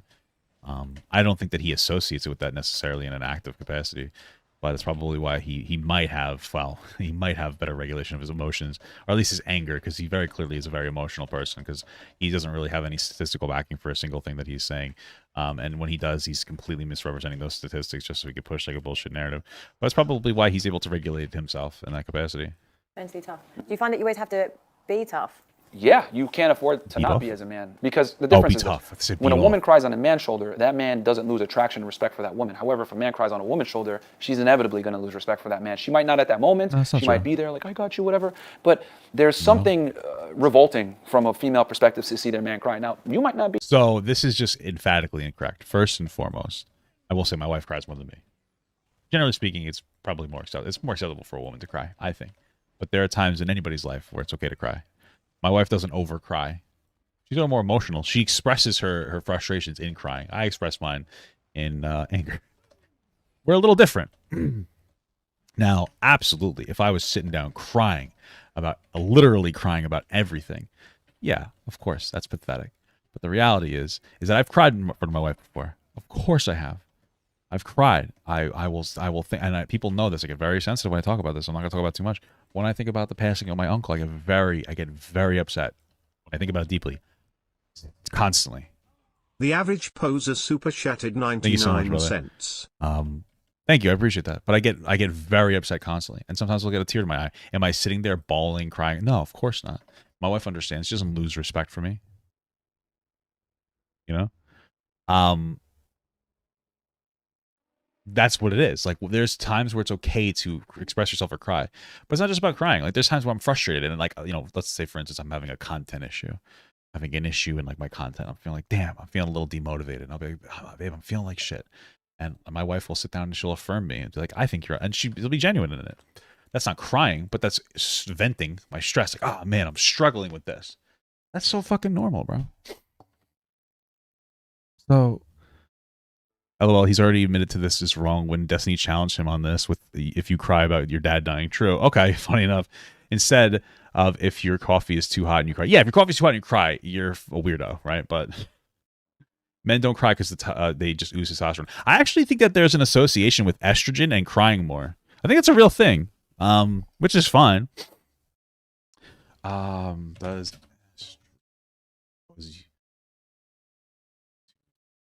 estrogen make you cry? Some of the common emotional changes that people share about estrogen are crying more. Yeah, so like that's why it's more acceptable for a woman to cry because she has more estrogen. She's dealing with that that shit. She's got more soy in her system. Be someone that's like that, but I've had so many women on my podcast say, I thought I can accept it, but when you cried in front of me, it just changed. Those women are pathetic. Those women are losers. I think that we should just engage in the social shaming of these women. Like, oh, I've had women on the podcast call it they're a loser. Oh, I thought I could handle it, but this guy cried. His dad died and he cried, and I lost respect. Okay, I want to say something really mean. Then you're worthless. If a woman ever gets upset with you for crying about the passing of a family member, that woman is worthless. That's it. Same thing for if a man does it, but in this case, if a woman, she's worthless. Leave her. Fuck her. Are you kidding me? Like, if you need to be able to, there's gonna be times where I cried when my Jaji passed away. I cried when my uncle passed away. I'm gonna cry when my mother passes away. I'm just gonna be honest with you. I'm gonna get upset, and if my wife loses respect for me, then she would never. She just wouldn't, because I already know she wouldn't. But I wouldn't want to be with her. Are you kidding me? Like, there can be strength in showing emotion sometimes. Okay, I remember when I talked about this too, when my Jaji, my grandfather, but my Jaji passed away. I cried at his funeral. It was so sad. It fucked me up. I had a lot of incredibly powerful, strong men that set incredible examples for me, and he was one of them. And I was crying, and I walked away. I had to walk away. I don't want people to see me cry. My mother walked up to me, and she said, "You need to stop. Like, you just go cry in front of everybody. It's okay." I didn't. I want to be real with you. I stayed back there, and I composed myself and walked out there because I don't want to see people. I don't want people to see me cry. I still hold to that. But at the end of the day, it's okay to show that emotion. My mother was just letting me know that it's okay to show people that this is an appropriate time for you to get upset. You know, if you're crying because you know, if you're crying because you stubbed your toe, then maybe you're an idiot. Now, when I stubbed my toe, the worst part about that is, okay, let me tell you a story. One time I was bringing something down the stairs, and I tripped on like the last couple of steps, and I fell, and I was like, whoa, whoa, whoa. My wife came to the top of the steps, and she looked at me and she walked away. And I just laid on the ground and I was angry. And I was so angry that like I felt heat on my body. I don't know if people know how that feels. And I just laid there for like a couple of minutes. It wasn't because I was like necessarily hurt. I was hurt, but I was so angry. So I just did that. The reason my wife was doing that is because she was laughing so hard. Because when I hurt myself and I'm okay, my wife thinks it's fucking hysterical. I fucking hate that goddamn bitch when it comes to that. I love you, baby. I hate that motherfucker when she does that shit. I don't know why I told that story, but it was kind of a funny story. That's why. She's fucking listening. I'm hearing her laugh right now in the fucking other room. What are you listening to? She's listening to me talk. She says, I don't even know. Why did I say that story? I don't even know the point of that was. Okay. The point is, if she fell down the stairs, she'd be crying. Okay. You know? So I don't think it's, well, maybe if you fall down the stairs and you hurt yourself a lot, you can cry, you break your leg or whatever, but you know, I don't know. That story was just funny. That's why I told it. And the reason why is because like there's this visceral like switch in a woman's head. It's like, this guy's crying in front of me, showing weakness. Damn, this guy can't protect me and provide for me, right? Even if it's not true, even if it's like a moment of weakness. Yeah, this is just not a thing. This all weak women. This is what a weak woman would think and experience. This is a pathetic weak woman that would experience this. It can show something that like, oh, this guy isn't there. Because like women are designed to look for survival value in men. Men are designed to look for replication value in women. Yeah, I think it's unfair to like completely rule that out, because I feel like it's fair for a man to be able to do that. You are allowed to have a moment of weakness. Life isn't fair. But life's not fair. But I think you should be allowed your moment of weakness. Right, but like we can add, so like women who feel this way don't have to feel this way. This is the thing. It's not like an inherent biological fucking mental disorder that women feel that would make this happen. This would be upholding like toxic, like really toxic masculinity in some capacity, not to be all fucking cringe and buzzwordy. But that's pretty much all it is. It's just upholding this idea that men cannot express weakness when it's acceptable. Now, the conversation of what is acceptable is, of course, a different conversation. But that's the thing. If you fucking left me because I cried about my fucking, like, my mom dying, bro, you're a loser, right? We should shame people into understanding this. Right? That's what we have to focus on, okay? Kind of feel like from a woman's perspective, it will be then how you then deal with that. I think we should end world hunger. I also think that we shouldn't have nuclear weapons and people shouldn't be dying needlessly, etc. But yeah, those are a little bit beyond the scope of what's happening right now. Yeah, world hunger, ending nuclear bombs. That's a little harder than advocating that men be able to cry every once in a while based on what's going on. A little bit different. I think that we can get there a little bit sooner. Okay, I think that those are a little bit more realistic, a little bit more practical. I'm just being honest with you. Now, I might just be a silly, goofy fool thinking that we could condition men and women to understand that there are times where men are allowed to cry. I might just be a silly little stinky poo-poo head, and that might be a little bit easier than literally getting rid of fucking WMDs and fucking ending world hunger. But I'm gonna be real with you. I'm an ambitious guy. I think that those are I think it's a little easier to get people to understand that it's okay for a guy to get upset, but depending on what's going on. I find it so interesting that like Myron isn't just sexist against women. He's sexist against men. He's not. It's not just women. He has low expectations for both men and women. It's kind of like, honestly, if you're somebody that like really resonates with Myron, you should reconsider yourself, because he has very low expectations of what you are, who you are as a man. He doesn't really particularly value you. He doesn't think that you can be strong enough to, moderate yourself or respect women or any of these other things. He like, it's bizarre. He thinks that you're just a dumb fucking oaf that has to go around and put your cock in as many things as possible. And that's like your entire life and your entire fucking the reason to live. It's a little bizarre. Can't operate on should, could, and would. I operate on what is. And what is that women are inherently unattracted to weak men and crying and showing vulnerability. True. Women, I think, are generally unattracted to weak men. Absolutely. I'm with you there, Myron. Crying doesn't mean that you're weak. If you've cried because of something like that was really intense in your life. Crying doesn't make you weak if you cry for a reasonable reason. Doesn't make a weak man to cry. It makes a weak woman to leave a man who cries when it's acceptable for them to cry. That's a weakness in a woman. So, is a component to that. No, so you wouldn't cry in front of me? Absolutely not. Never. You would never see that. Have you ever been in love? Probably to a woman? Yeah. I've had love for a woman, but I don't think. Oh my God, Myron's gay. Really? Yeah, I don't think it's a man in a man's best. To a woman? Have you been in love to a woman? No. What about to a man, Myron? What's you in love with a man? In love with men? Like I loved my uncle, but I wasn't in love with him, so it's different, right? I don't know. Okay, a little bit of a self-report there, Myron. Okay. It's interest to be in love with a woman. Why? But I You think lose can't- control. So I feel like everything and your standpoint on Then you're just never gonna be happy if you can't fall in love with the person that you're dating. So like, God bless you and good luck to you, but this is a miserable fucking life. Holy shit. I don't know what to tell you.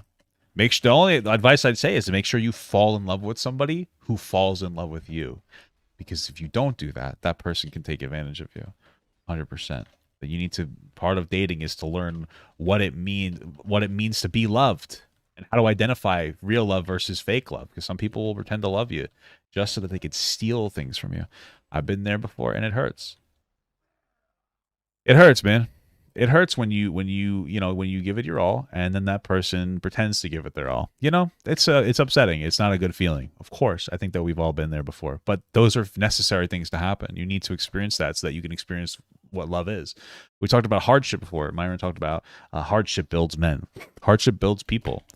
Being in love with somebody, being vulnerable, showing that weakness, which becomes a strength when you show that vulnerability. And like being betrayed and walking away, right? Having the strength to leave that person that you love and then they didn't love you. That's a strength, man. You have to learn to have these things. I think it's one of the weakest things somebody could do is just be afraid of being a human being.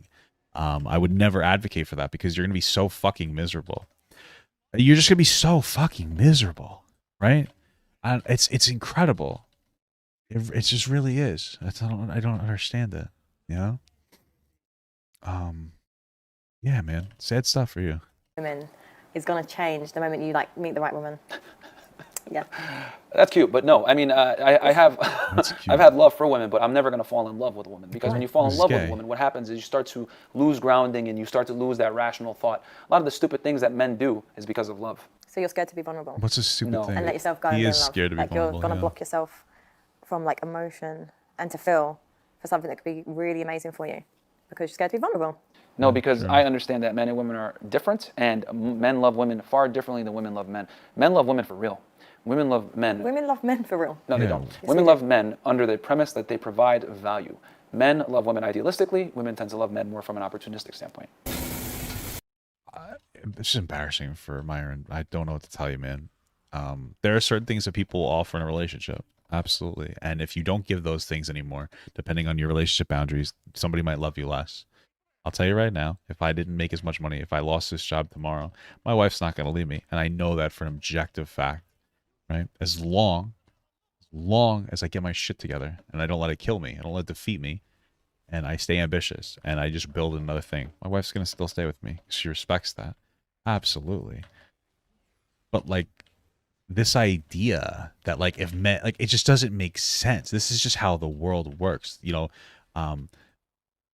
I don't know what to say. There's no way that I could communicate this as a person to somebody who's never like experienced love before, how they're fucking miserable.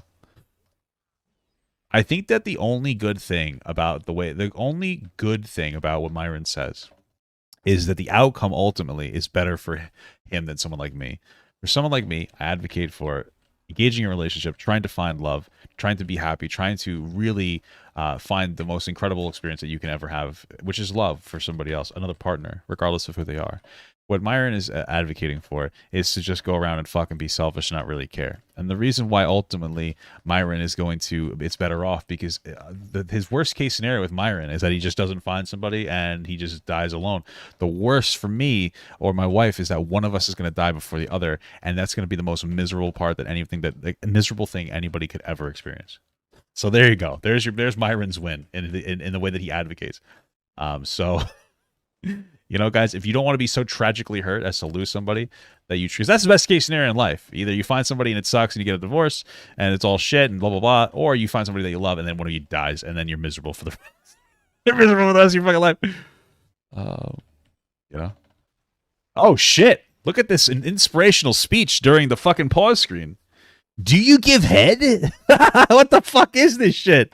Holy fuck. Wow. What an interesting time to pause the video. What do you think, guys? Hey, do you give head? Goddamn. Wow. That's incredible. That's an incredible thing, brother. Yes.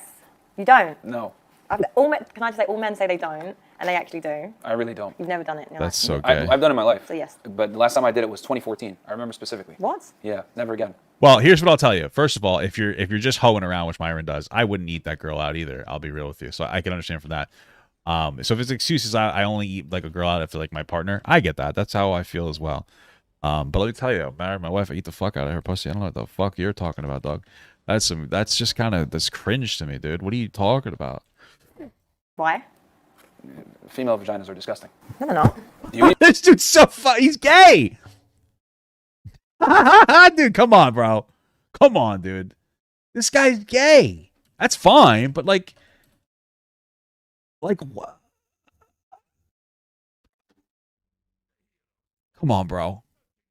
This is the second time he said something gay like this. He's never never loved a woman. He's never been in love with a woman, and he doesn't eat pussy because it's disgusting, bro. Oh my god, this guy is this closeted homosexual, and that's okay. But dude, come out. Vagina? Exactly. Point proven. Well, she may not be a lesbian. No point proven. You don't do it. Why should I do it? Listen, a woman's body. Wow, this guy's incredible. What, you straight? Oh, you as a straight woman, do you eat pussy? Oh, like, what do you think, bro? Maybe he just thinks that straight people are supposed to eat pussy. That's what's problem.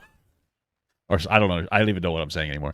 I don't understand. Like, do you think that she's also a closet homosexual? Is that why you're saying that? Like, I don't get it. It's beautiful. For me, what I don't understand is like why it's such a stern no. Because why wouldn't you want to please your woman? Yeah, you know, because exactly. have you not ever seen Like I said before, it's a woman's job to please a man, not the other way around. No, that is actually ridiculous. When it comes to being intimate and in the bedroom. That's why I only please the men around me. Holy fuck, dude. Oh my god. I think a really interesting, important question that we should ask Myron here, I truly mean this, is does he prefer fucking women in their vaginas or their assholes? Because part of me feels like Myron might prefer anal. And that's okay. You know, you can still simulate a woman's G-spot through anal, by the way. It can happen. You know what I mean? But oh wait, no, I'm thinking of men. Oh, right. Sorry. Okay. You could still No, you can, right? What am I thinking of? Now I'm confusing myself. I'm pretty sure you can stimulate a woman's G-spot through like I don't know. I'm getting too personal about my sex life here. I gotta stop bringing it up. My wife's gonna get fucking pissed off at me. Sure he does. I'm just saying that you can definitely give somebody a pretty solid thing. Okay, let's go. Move on. It's not. It's like when you do something for someone, have you not seen how and they like it? Have you not seen how much they perform better? And I'm not just talking like in general. 1000%. I don't want to sound like an asshole, but a woman's ejaculation is irrelevant. You only need one ejaculation to create life, and that's the man's. That's incredible. Now, with that said, does that mean I'm not gonna? Are you engaging in sex to create life, Myron, or are you engaging in sex so that you can just get your balls empty? Because if you're literally you don't have a kid, so you're just fucking women for sexual satisfaction. So the idea that like, oh, you don't need to come either because you're not making babies. You do not need to come because you're not actually procreating. So you don't need to come. So like you don't operate based on Myron doesn't engage in life based on what is procreative. He engages in his life based on what is satisfying to him. So it doesn't matter. You don't need to come then. Like you're just having sex for pleasure. So it doesn't matter. This argument's stupid. Please my girl or whatever. Of course I will, but it's elective. Definitely shit in bed. Elective. Just like a woman's, duty to go to work is elective. My duty to please her sexually is elective. That's the most ridiculous thing I've ever heard in my life. I mean, whether a person needs to work or not, person is based on their relationship needs. Okay, whether it's man or a woman. There are women who make more money than men. You know, whatever. I don't care. I feel like a big problem. I feel like if you're a man that dates a woman that makes more money than you, I think it's totally fine. I think that as men, though, don't let that make you feel less than. Because I feel like it could be a factor that if you think less of yourself because you're in that role and you don't give it like 100% in the role that you're performing, and then you're gonna obviously be somebody that's not gonna be dateable. So make sure that if you're gonna commit to that role, and obviously satisfy your partner and shit. Ridiculous. How's that ridiculous? Because no. Oh, you know what? How about this? With that logic, I'm just gonna stop paying the bills. Okay. That'd be What does that mean? What does that mean? What? I'm so confused. What? duty to go to work is elective. My duty to please her sexually is elective. That's ridiculous. How's that ridiculous? Because, oh, no. Oh, you know what? How about this? With that logic, I'm just going to stop paying the bills. No, that doesn't make any sense. That's not an accurate comparison. Again, he doesn't have value for like traditionally feminine roles. In a traditional relationship where the man's working and the woman's staying home, that woman's not just staying home and doing a fucking like a Peg Bundy and eating bonbons all goddamn day. That woman is staying home. She's taking care of the household. She's taking care of the groceries. She's taking care of the laundry. If they have a kid, she's taking care of the kid. She's the primary parent. This woman is performing incredible amount of roles. She's becoming an incredible support structure, and she's the primary raiser of your spawn. You should value that tremendously. That is something that should be valued incredibly. That's your child. I don't know. For me, like children, like my child is going to be the most important thing to me, and the person who helps raise my child is going to be the second most important thing to me. So I don't really understand why you have such a profound lack of like understanding of that. So when we talk about satisfaction, it's like, oh, I make more money. Oh, so that, yeah, cool. And she's providing as well. Like you guys are providing different things based on your and that's a traditional relationship. Why don't you value this? If it's so easy, you do it. But the reality is that it's difficult for women. You have to carry around a fucking human that grows in your vagina. You can't eat certain foods. You can't drink. You can't smoke. You can't engage like other people. Your hormones get completely fucked right up and out through the ass. You fucking shoot a baby. You traumatize your body by shooting a fucking watermelon out of a fucking. My head was bigger than my shoulder, so I devastated my mom's fucking pussy coming out. And then afterward, they have to they recover from that. They shed their uterine lining. They do all this for 9 months worth of shit. They have hormonal changes. They could potentially have fucking huge issues where they have self-esteem issues. They have they can have what is it called post fucking what is it called? The way you after you have a baby, you have your hormones are all fucked up. I forget what it's called. Dude, it's incredible. And then after that, you still have to feed that bitch every 2 fucking hours. You have to take your titties out and feed your baby every 2 hours. That's gonna fuck your body up a little bit too. Or you're even if you don't breastfeed, maybe you pump still every 2 hours, or formula still every 2 hours. You're fucking going ham on this kid. There's a whole conversation about how men should take a little bit more of an active role, especially in those first 2 years that the baby's born, because it's tough as fuck.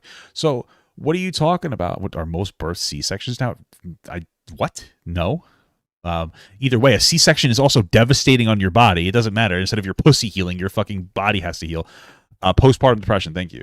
So I don't know what you're talking about. That doesn't hey, wait. I'm sorry. I'm not trying to mock you, but your argument here is they're not even if it's true. They're not pushing out of their pussy. They're just getting a massive cut into their stomach through into their fucking whatever it's called, uterus or whatever. That sounds worse. It sounds like you have to do more recovery from that. That sounds horrible. Fuck. That's not an expectation on men. Nobody's cutting up my fucking ball sack to the tip of my penis. You know what I mean? Listen, my point here isn't that women are my point is that women are amazing. They're just as amazing as men. That's my point. Women aren't better. Women aren't worse. Women are as good. We have different roles, and you should value that role equally. That's an incredible thing. I can't. Wow, what did it think I died already? I just can't understand not valuing somebody birthing a fucking baby for you, bro. What's the point of life if not to have more life? I don't understand. That just doesn't make sense to me.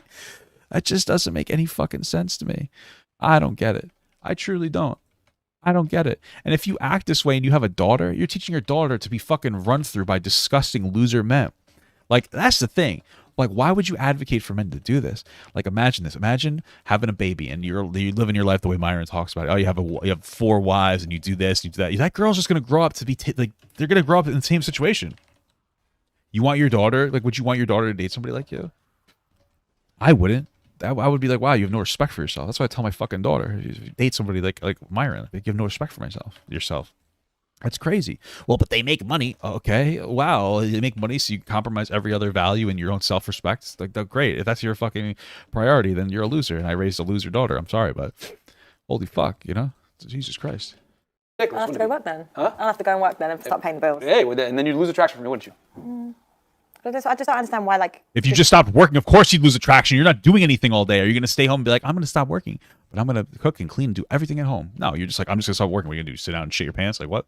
I feel if you just started doing it, you might have a better relationship. True. Well, no.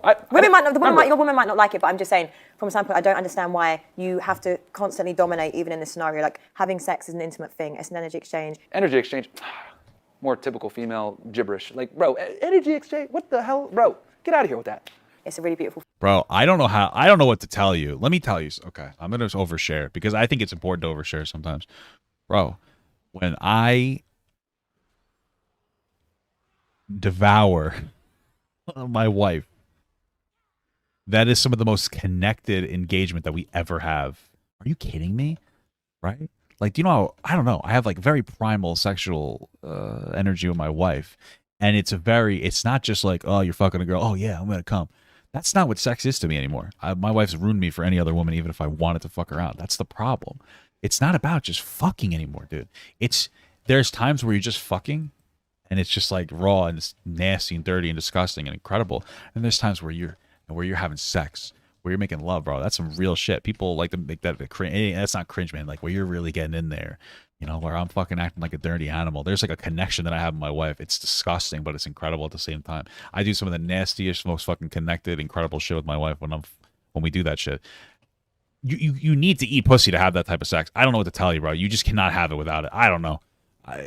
It's a connection. It's certainly an incredible connection, bro. It is something else. It is something else, brothers. You know, it's crazy, dude. My wife's listening to me right now. I gotta don't tell her I'm oversharing.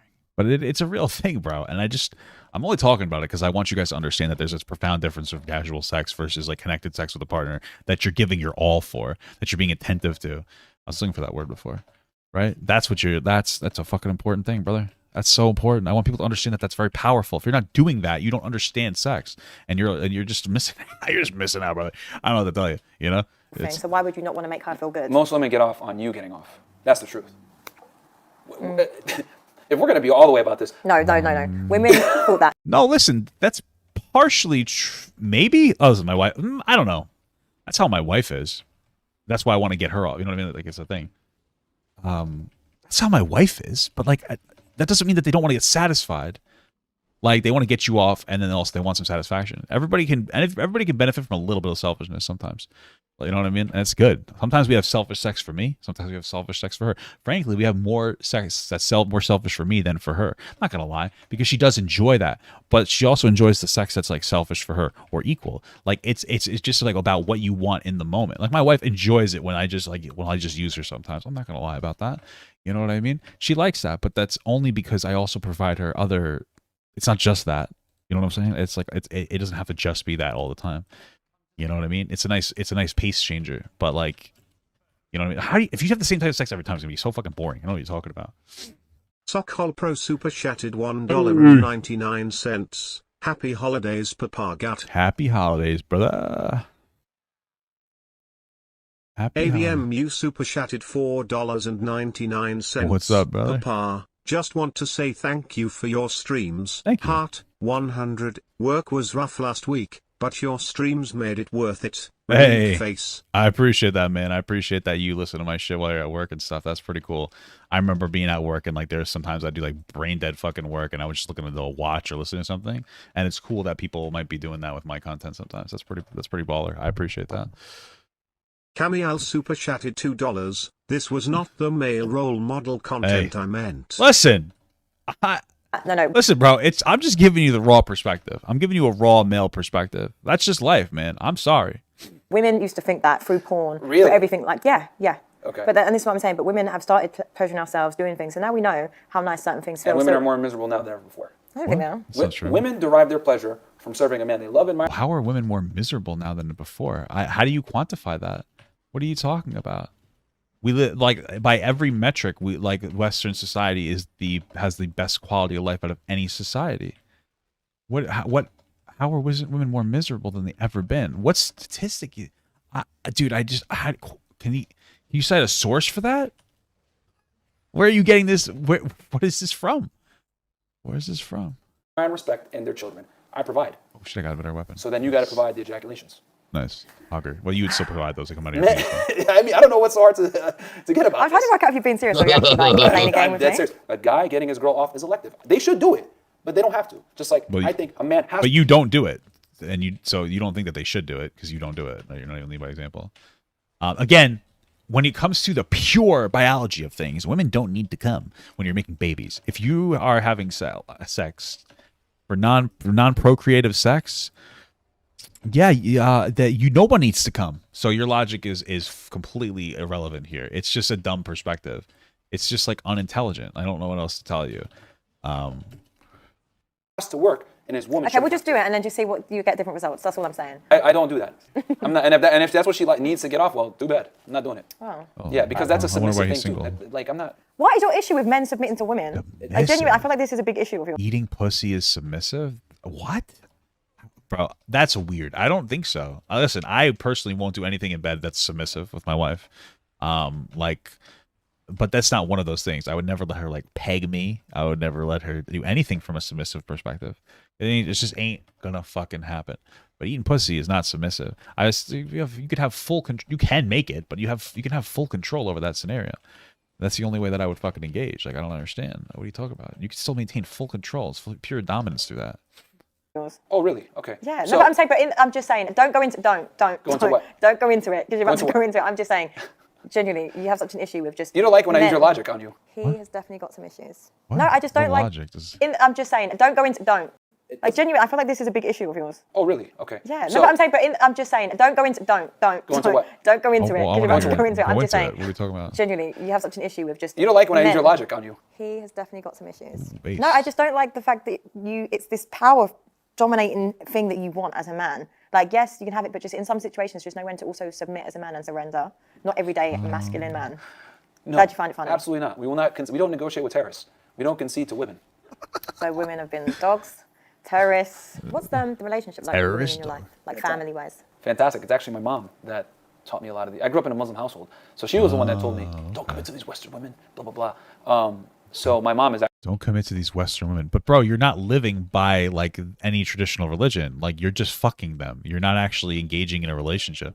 Not committing to Western women would mean that you would go find Eastern women and you would marry them and you would take care of them based on your religious values.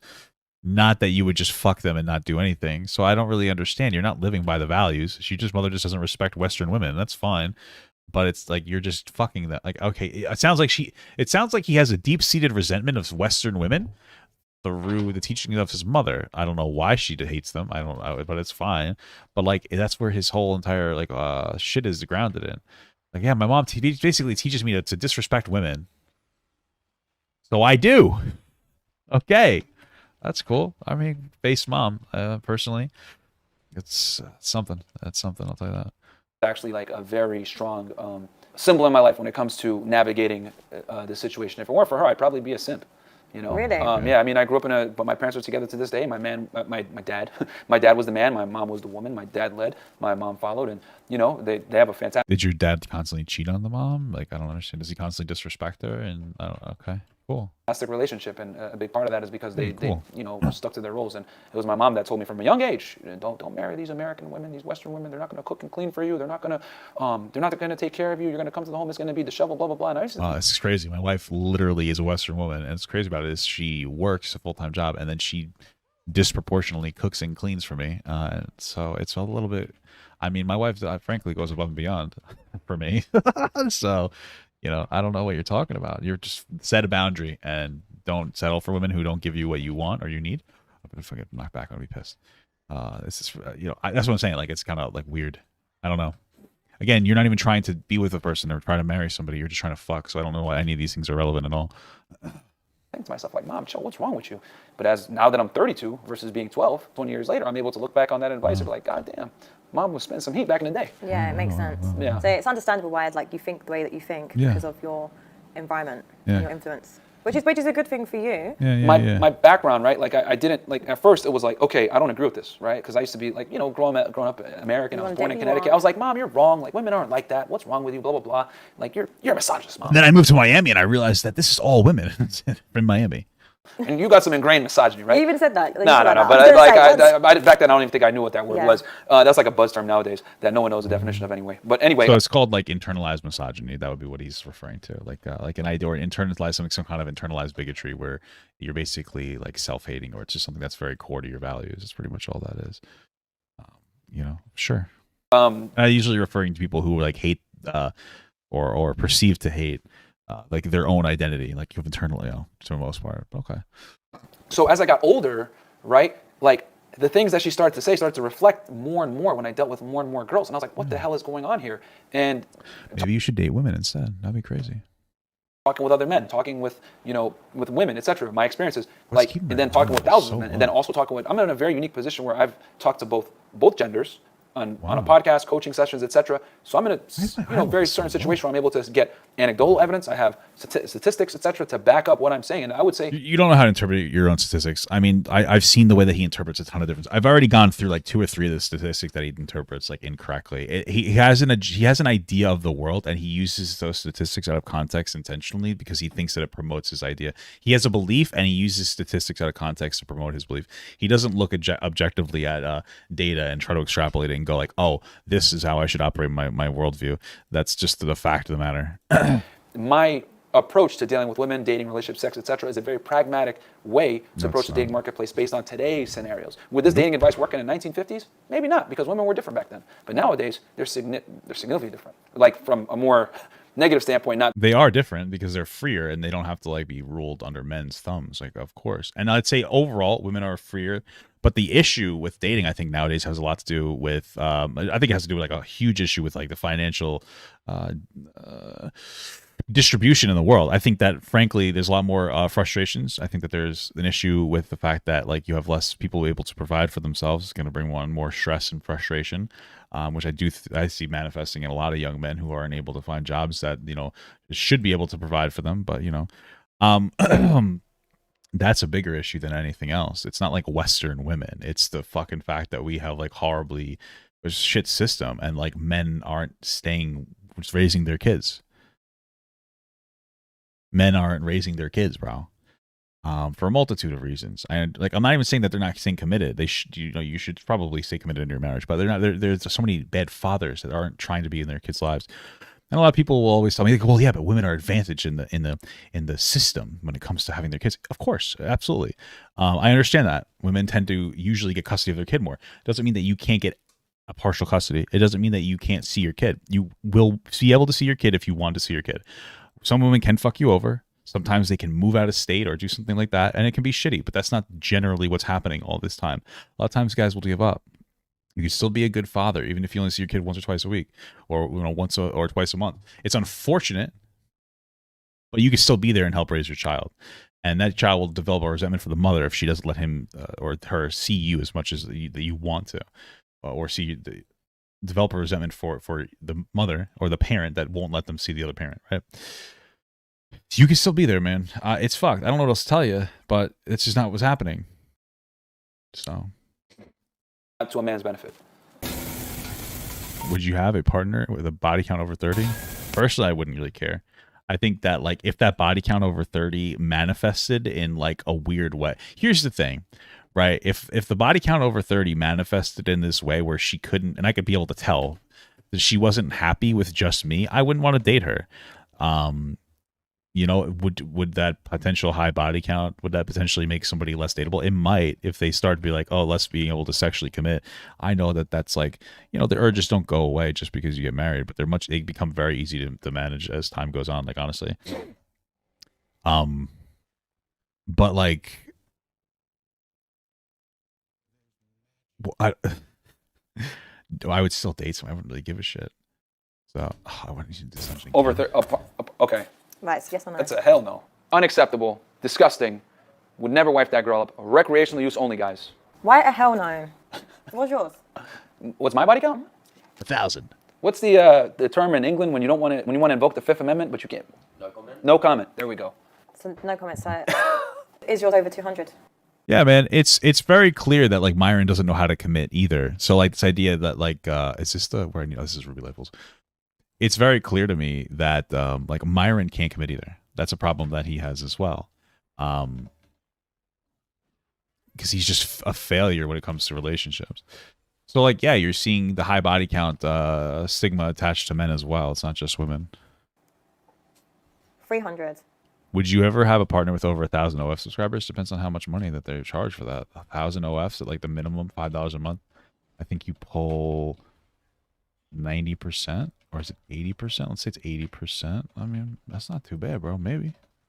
I would check her DMs though. I wouldn't let her manage that by herself because that's my woman. You know what I mean? So, she could. You know, I just don't want her to be too flirtatious with some of these guys. You know what I mean? Gotta keep it real. Gotta keep it stacked, baby.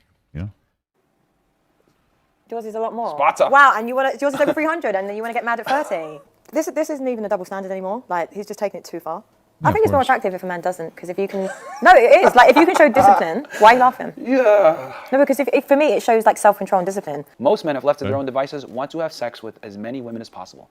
Yeah, for sure. 100%. Does that make it okay? I don't understand. Like, that doesn't mean that it's, like, a good quality to have. It's just to fuck, and not commit. I don't know what you're talking about, but okay, sure. Men are designed to spread seed.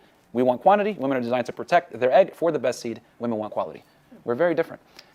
Are you saying that, like, a lot of penis can ruin an egg? That doesn't happen. Now, a STD can ruin an egg, but guess what? Men can also get STDs. And so if they pass that STD on to the woman that they're with, it'll hurt their eggs. So by this logic, men shouldn't be fucking around in order to have babies. I don't know where you're coming from with this. It's just kind of like weird that you're boiling us down to fucking animals. I don't really get it. If it's like, it's demeaning, it's pathetic.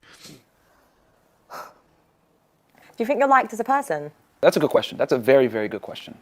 And my thing is create a legacy so that whether they like you or not, they respect you. So this is what I'm talking about before, how it's easy to be a great man, right? But it's not easy to be a good man. This is the case with Myron. Myron would be considered great because he's famous. That's the only really, caliber to be great. But he's not a good man.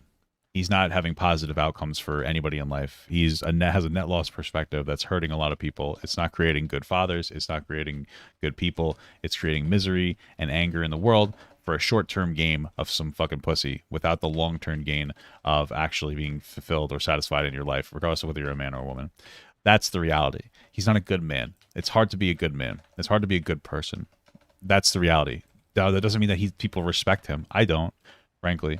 I don't know what to tell you. Like, that doesn't mean I wouldn't be respectable to him if we like ever talked or anything.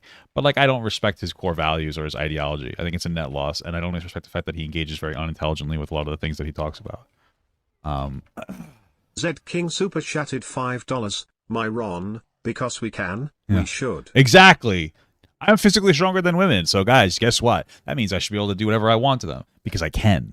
Right? So this is the kind of the logical, you kind of go down this fucking rabbit hole when you identify with this type of bullshit.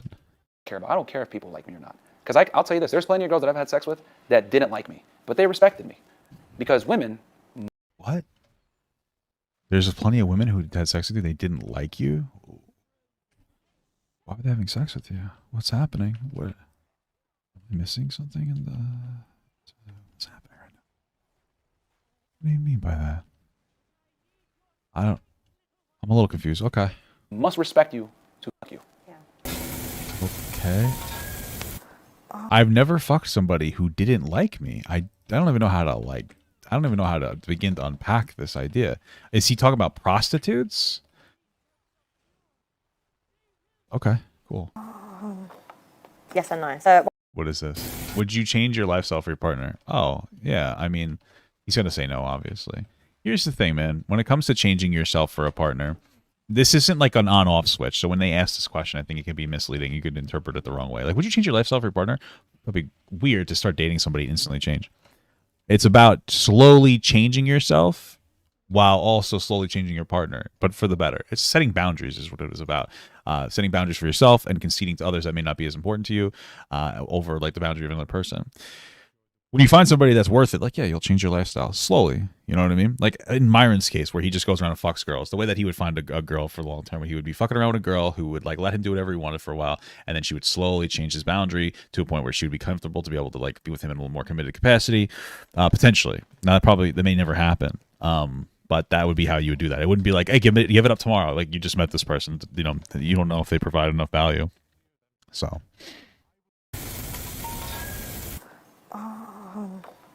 yes and no. So why wouldn't you?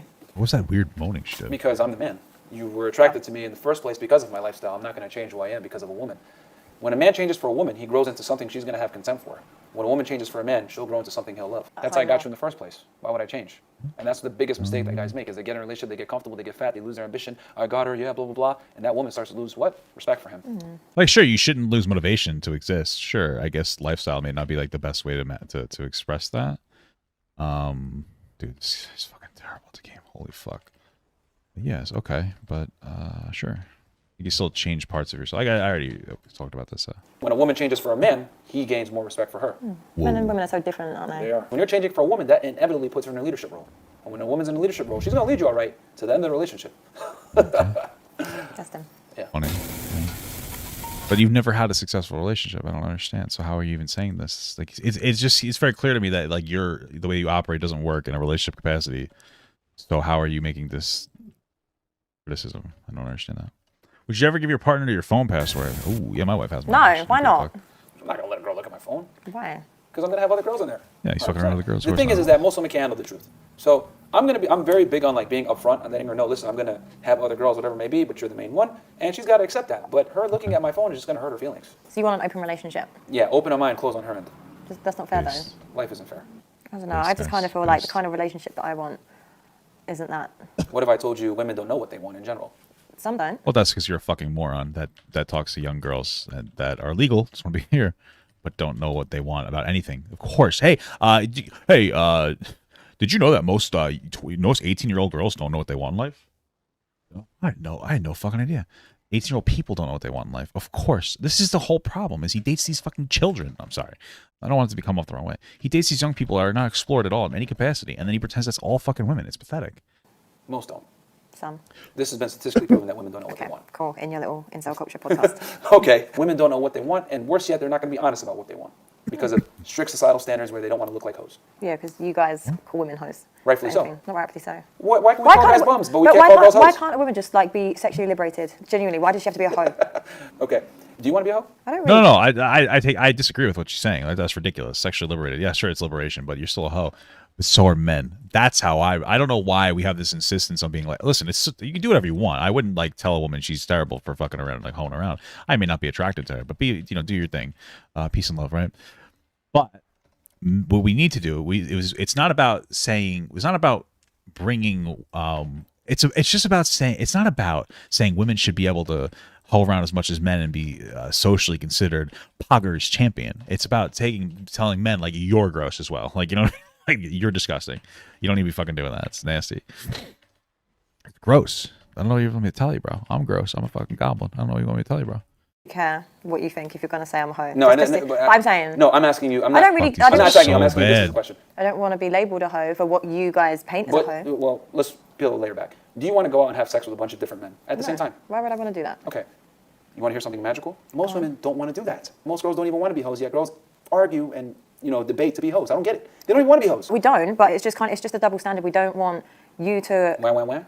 Sorry? Are we going to cry? Like, I mean, there's a bunch of double standards that don't benefit men. I'm just saying, I feel like this hyper-independence liberation movement is because we're just sick of men like you that want to just attack women for being able to do something that you guys are doing just as much. I'm not attacking. I'm reporting a fact. No, but I'm saying in general, like. I'm reporting a fact. If a woman is promiscuous, she is by definition a hoe. Okay. And you, sleeping around? I'm a homemaker. Right. Homemaker. You're just an idiot. Men can't be hoes. Okay. Men that have sex with a lot of women are successful. In your eyes, as men, this is the thing. It's like this. I disagree with that so incredibly. So here's the thing.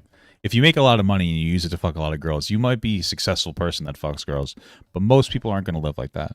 Most men need determination, and they need to put aside a fucking obsession with pussy in order to grow and evolve and get better. That's the reality. Too much of a sex focus for a man, it's time consuming. You need to spend resources on this person. You need to like take them out to dinner. You have to take them out to eat. You have to pay for this. You have to fuck them. You have to like, honestly, in these cases where you're just fucking hoeing around, you have to pretend to give a shit about their fucking problems.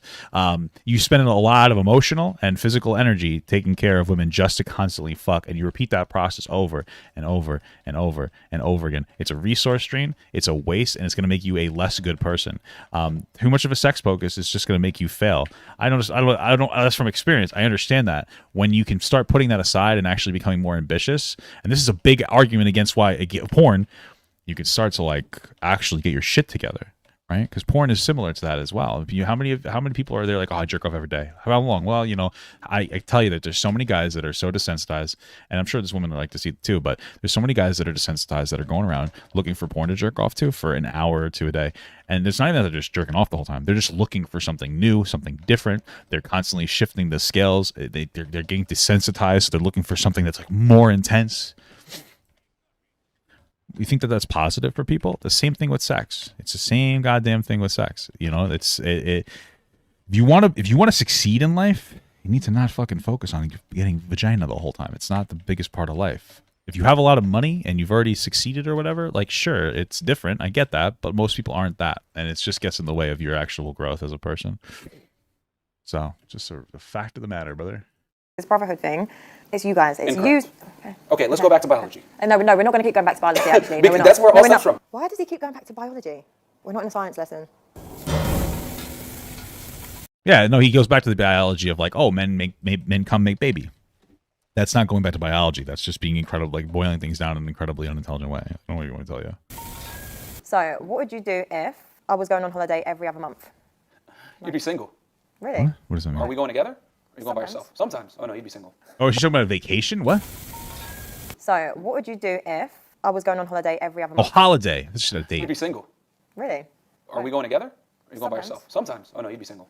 What would you do if I couldn't cook? I mean, it depends on the context. Like, am I expected to pay for it? Like, if we had a lot of money and my wife was like, I want to go on a vacation every other month. Okay, who are you going with? Like, your mother? No problem. Your brother? No problem. Your friends? No problem.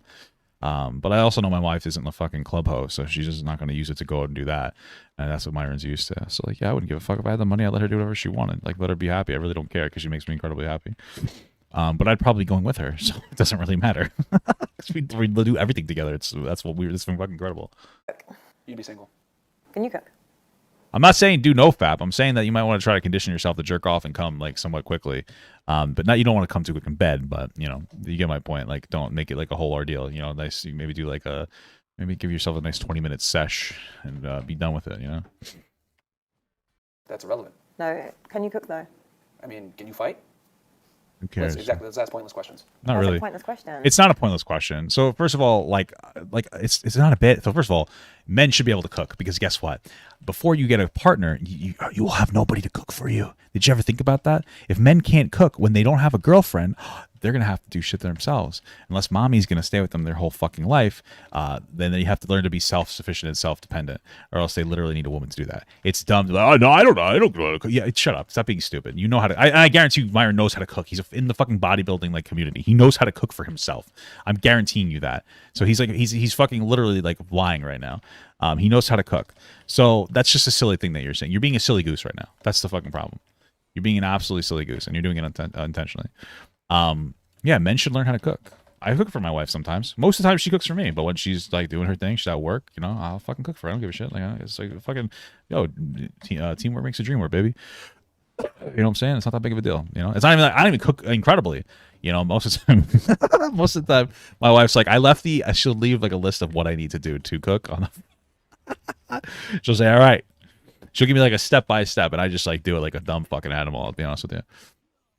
Nothing wrong with that, baby. You know what I mean? You gotta do what you gotta do, boy. Okay. So if you don't know how to cook, you're gonna be eating dog shit, and you're gonna end up like me, a big fat fuck. I'm trying to get to know you. Because that's your job. What's my job? It's your To job. make sandwiches. You actually say my job is to make sandwiches. How am I gonna? Well, do you think that making sandwiches is cooking, Myron? Like, I don't understand. Have you ever touched? That doesn't make any sense to me. Like, at all. Is their job to make sandwiches? How based me? Blah blah blah blah blah. But you're aware that you don't have to cook sandwiches, right? You can, I guess, but like I don't know, bologna and cheese. What are you cooking there, brother? Doesn't make any more sense to me, brother. Fight off the intruders if you don't make sandwiches. I need sustenance. Oh yeah. Also, as far as like a guy like fight, like we live in a pretty organized society. Like our Western world is pretty safe. Like you don't really need to necessarily know how to fight in order to be a successful man. It doesn't hurt in that 1 in 1,000 scenario, but it's not like this absolute fucking incredible requirement. You know. You're a dick. What would you do if I earned more money than you? It would never happen. How do you know that? Because no girl's gonna match my ambition or drive. I'm quite an ambitious woman. LOL. That's cute, but it would never happen.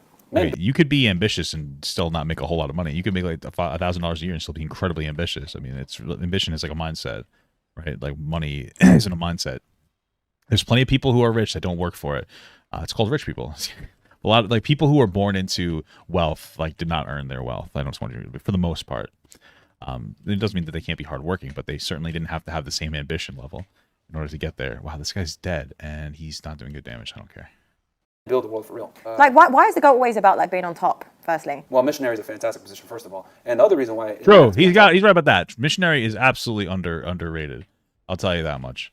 Missionary is fucking base, dude. It's the best position. All right, it's easy. We like to talk shit on it, but you know sometimes it's cool to do some crazy ass shit. But like sometimes you just don't have the fucking time for it, bro. You're like, oh yeah, dude's like fucking, do some wild ass shit. It seems like too much sometimes.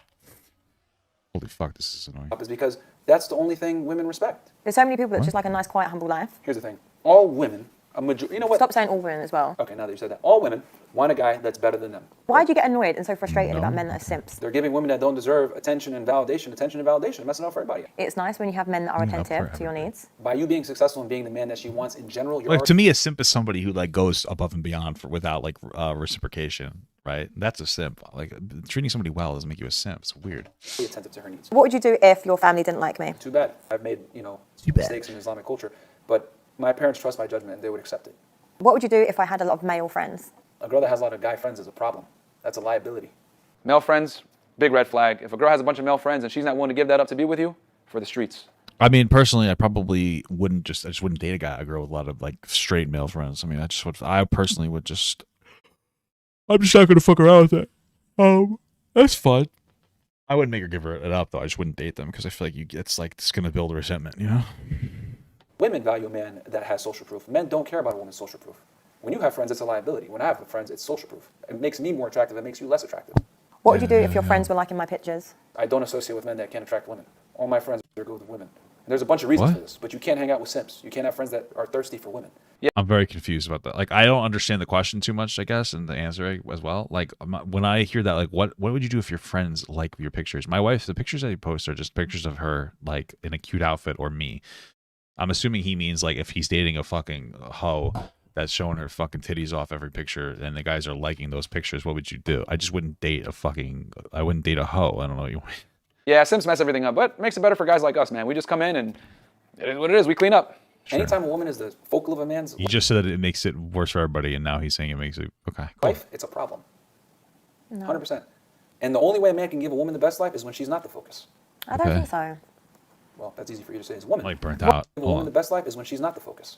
That's just not true. It's a big motivator. Like, I feel like a lot of men who work really hard to like provide are doing it for their family. Maybe not just the girl, but for their family. Okay. Just do. Well, that's easy for you to say as a woman. What would you do if I wanted to? What'd you say? I don't think so. Well, that's easy for you to say as a woman. What would you do if I wanted to start an OnlyFans? You're serious? Yeah, I probably wouldn't let that happen. It's just such a cringe moment when he pretends to laugh at that. I would just be like, nah, I probably wouldn't be comfortable with that. Like, that's mine, and I wouldn't be okay with that. But you could set that same boundary onto me as well. Yeah. You'd be single. Why'd I be single? Because I'm not going to have my girl out there on the internet showing her butthole for $3.99. Your girl wants to do only. I don't think you could set the price lower than $5. So it's either free or $5. Yeah. OnlyFans? Bro, you ain't got a girl. You got a 304. To the streets she shall return, I'm telling you, or else your life is going to suck. But what if I just wanted to make my own money? Can't do it being my assistant or something else? Your assistant, an actual paid assistant? Yeah, paid by penis.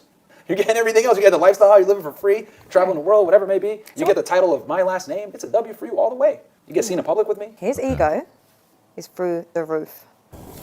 Yeah. What I find interesting though is this whole show is about dating men in the manosphere, and then like we pretend we're surprised when they are shit. Like I don't really get it. That's this whole thing.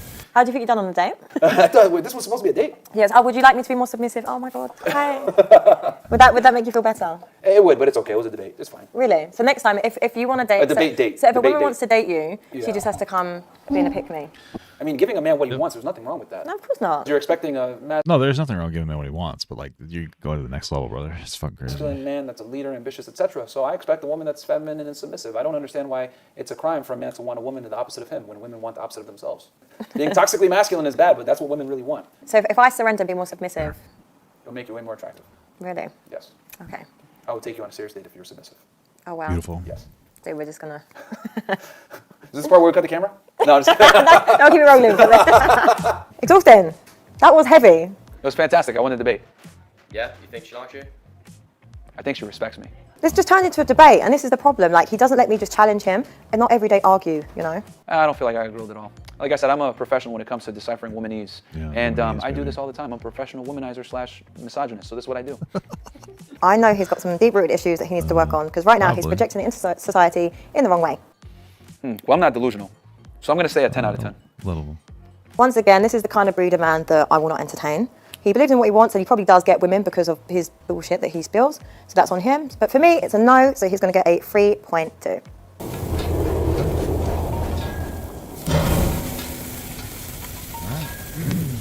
Well, another phenomenal segment. I want Papa Gut to pee on my face, but just as a friend. There's nothing weird about that. I want him to pee on my face.